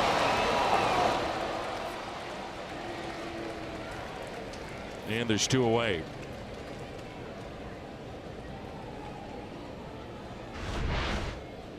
That's a tough one to turn. Jerko gets to it, throws right on the money, and the turn from Munoz, not in time. Cargo still runs pretty well.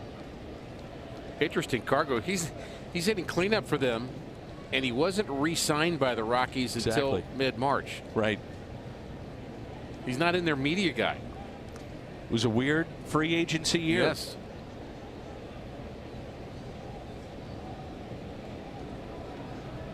So 2 outs and a runner at first. And here's Ryan McMahon.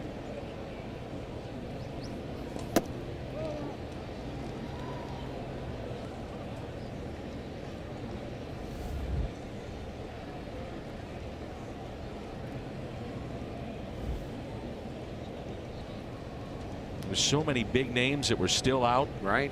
And some not even signed.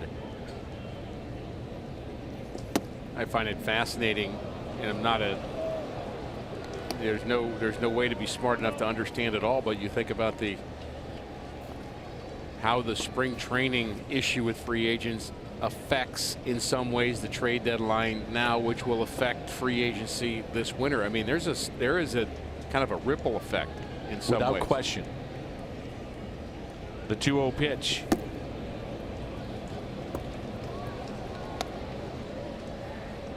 I also think that players will sign. I mean, I think they're going to see a deal and say, looks good enough. I'm in. I'm in.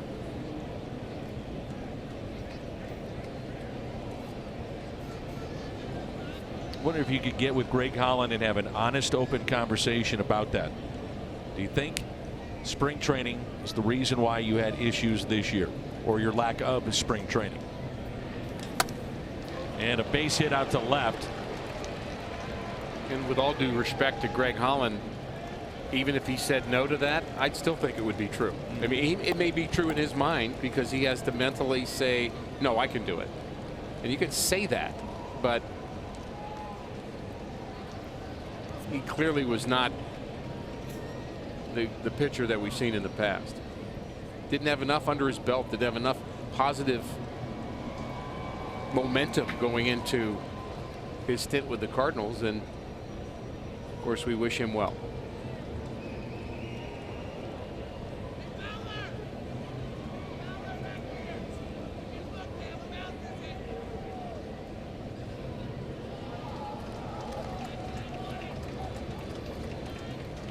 Report that the Red Sox have acquired Ian Kinsler from the Angels.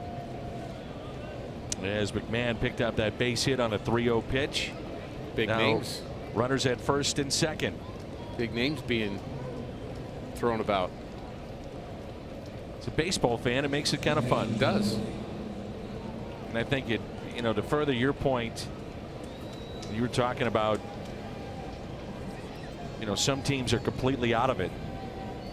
I say some, a lot. Especially in the American League. Yeah, I mean, I would assume they're all open for business.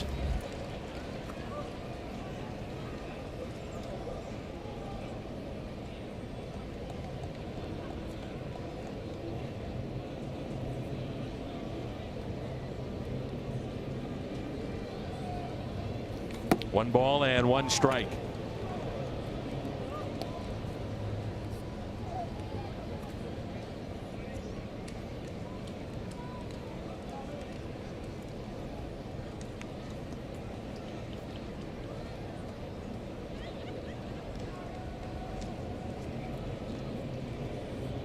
And the 1-1 pitch now to Tom Murphy.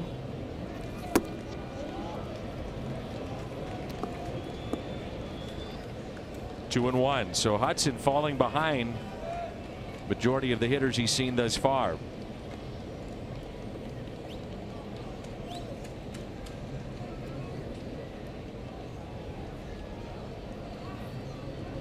He's had 16 pitches, 9 of which have been balls. The 2-1 pitch. 2-2.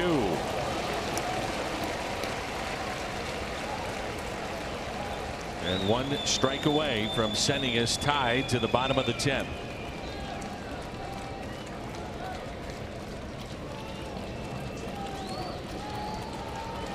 Cardinals have the heart of their lineup coming up. This crowd gets back into it. The 2-2. That one caught Molina.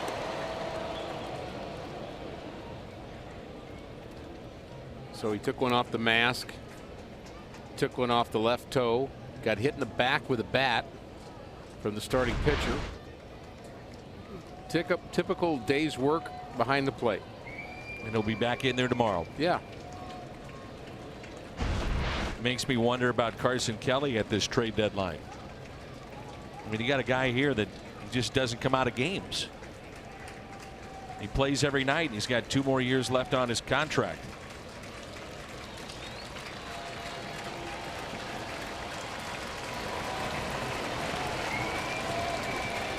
And again, the crowd into it.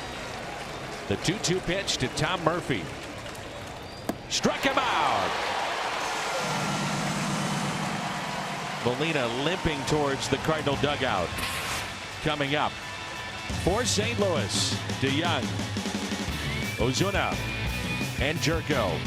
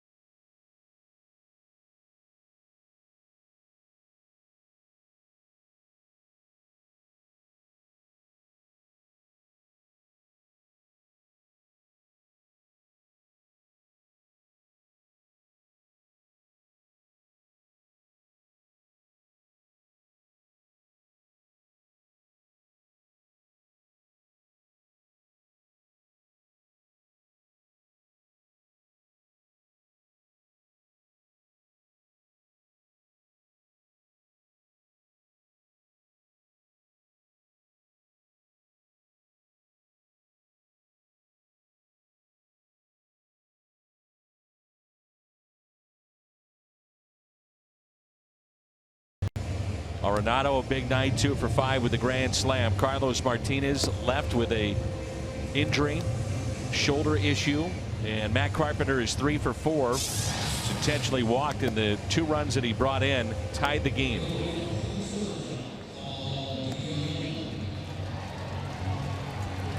Interesting numbers for Jake McGee against left-handed batters. 346 average. One time the closer for the Rockies. Has not been a good year for him. ERA close to 6. And we'll see if the Cardinals can get to him. Maybe explaining those numbers, those splits, Dan, why he's in an inning where it's going to be right. From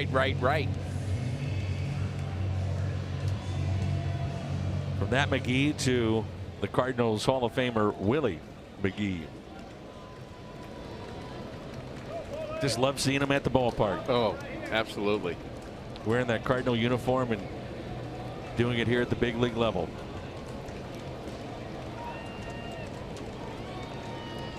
And the first pitch to Paul DeYoung is inside for ball 1. Cardinals have been out hit 9-6 in the game, and we're tied 4-4.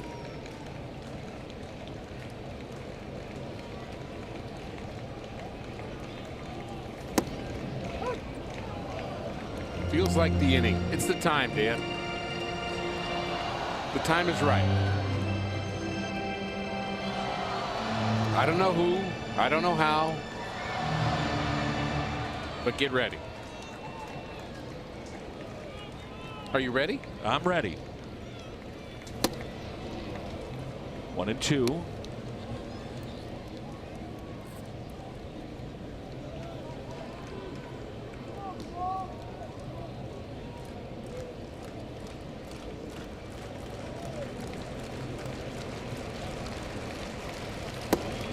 Just missed. The Cardinals had a situation where they just missed, and then all of a sudden Arenado pops a grand slam. I say just missed. It was a strike, and that may have been a strike on DeYoung.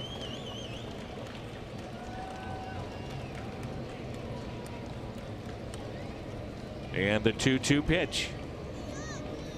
Fouled back in a vicious cut.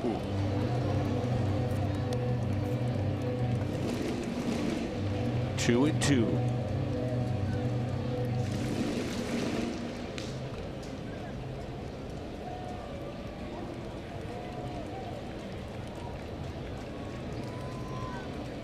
A big gap in left center field. The 2-2 struck him out.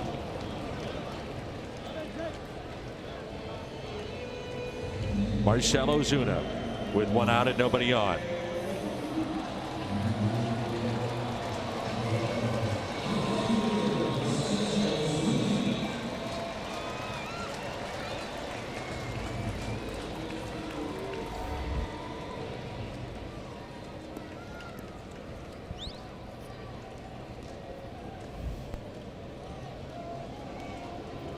Unofficially, Ricky has never seen a Cardinal loss on his birthday.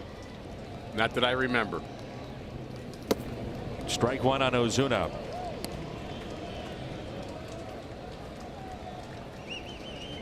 Always that from Elias. Always try to be positive. Well, this game may end on the day after my birthday, potentially. That's true. And the 0-1. A ball. 1 ball, 1 strike.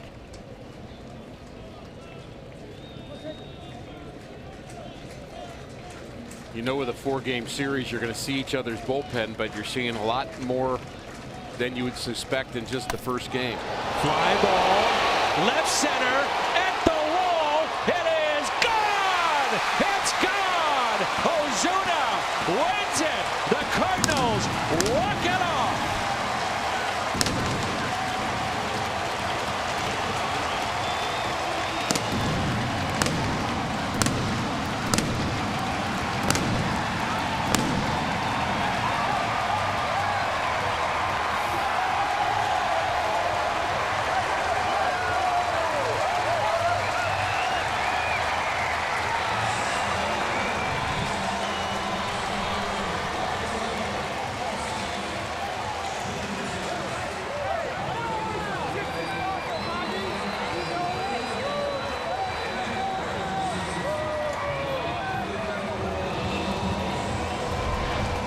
The Budweiser play of the game. Ozuna, the home run. He knew it right away. The fans knew it. He knew it. Parra started walking off the field, the left fielder, and the celebration began. The Budweiser play of the game. We send it downstairs. Jim Hayes standing by with Marcell. Jimmy. Marcell walks it off with the solo homer. Fastball, you jumped on it. Take us through that at bat. Yeah, I just swing and I miss the piece before. I just done enfoque and he gonna throw and he throwing away and then I say let me get. All right, that was for me. You got yours the other night. So I say let me get it, let me stay on it and just make a good swing. you guys were down 4-0 in this ball game, fought back. What does that say about this ball club? They say that means a lot. You know, we battling, we put some tip on it and then I keep forward. You went through a stretch where you were not hitting with power, you weren't driving the ball. Something has changed in recent days. Is it something with your swing, with your mechanics? I don't know. It's like I've been working it all the time with the hitting coach, and I be stay on it.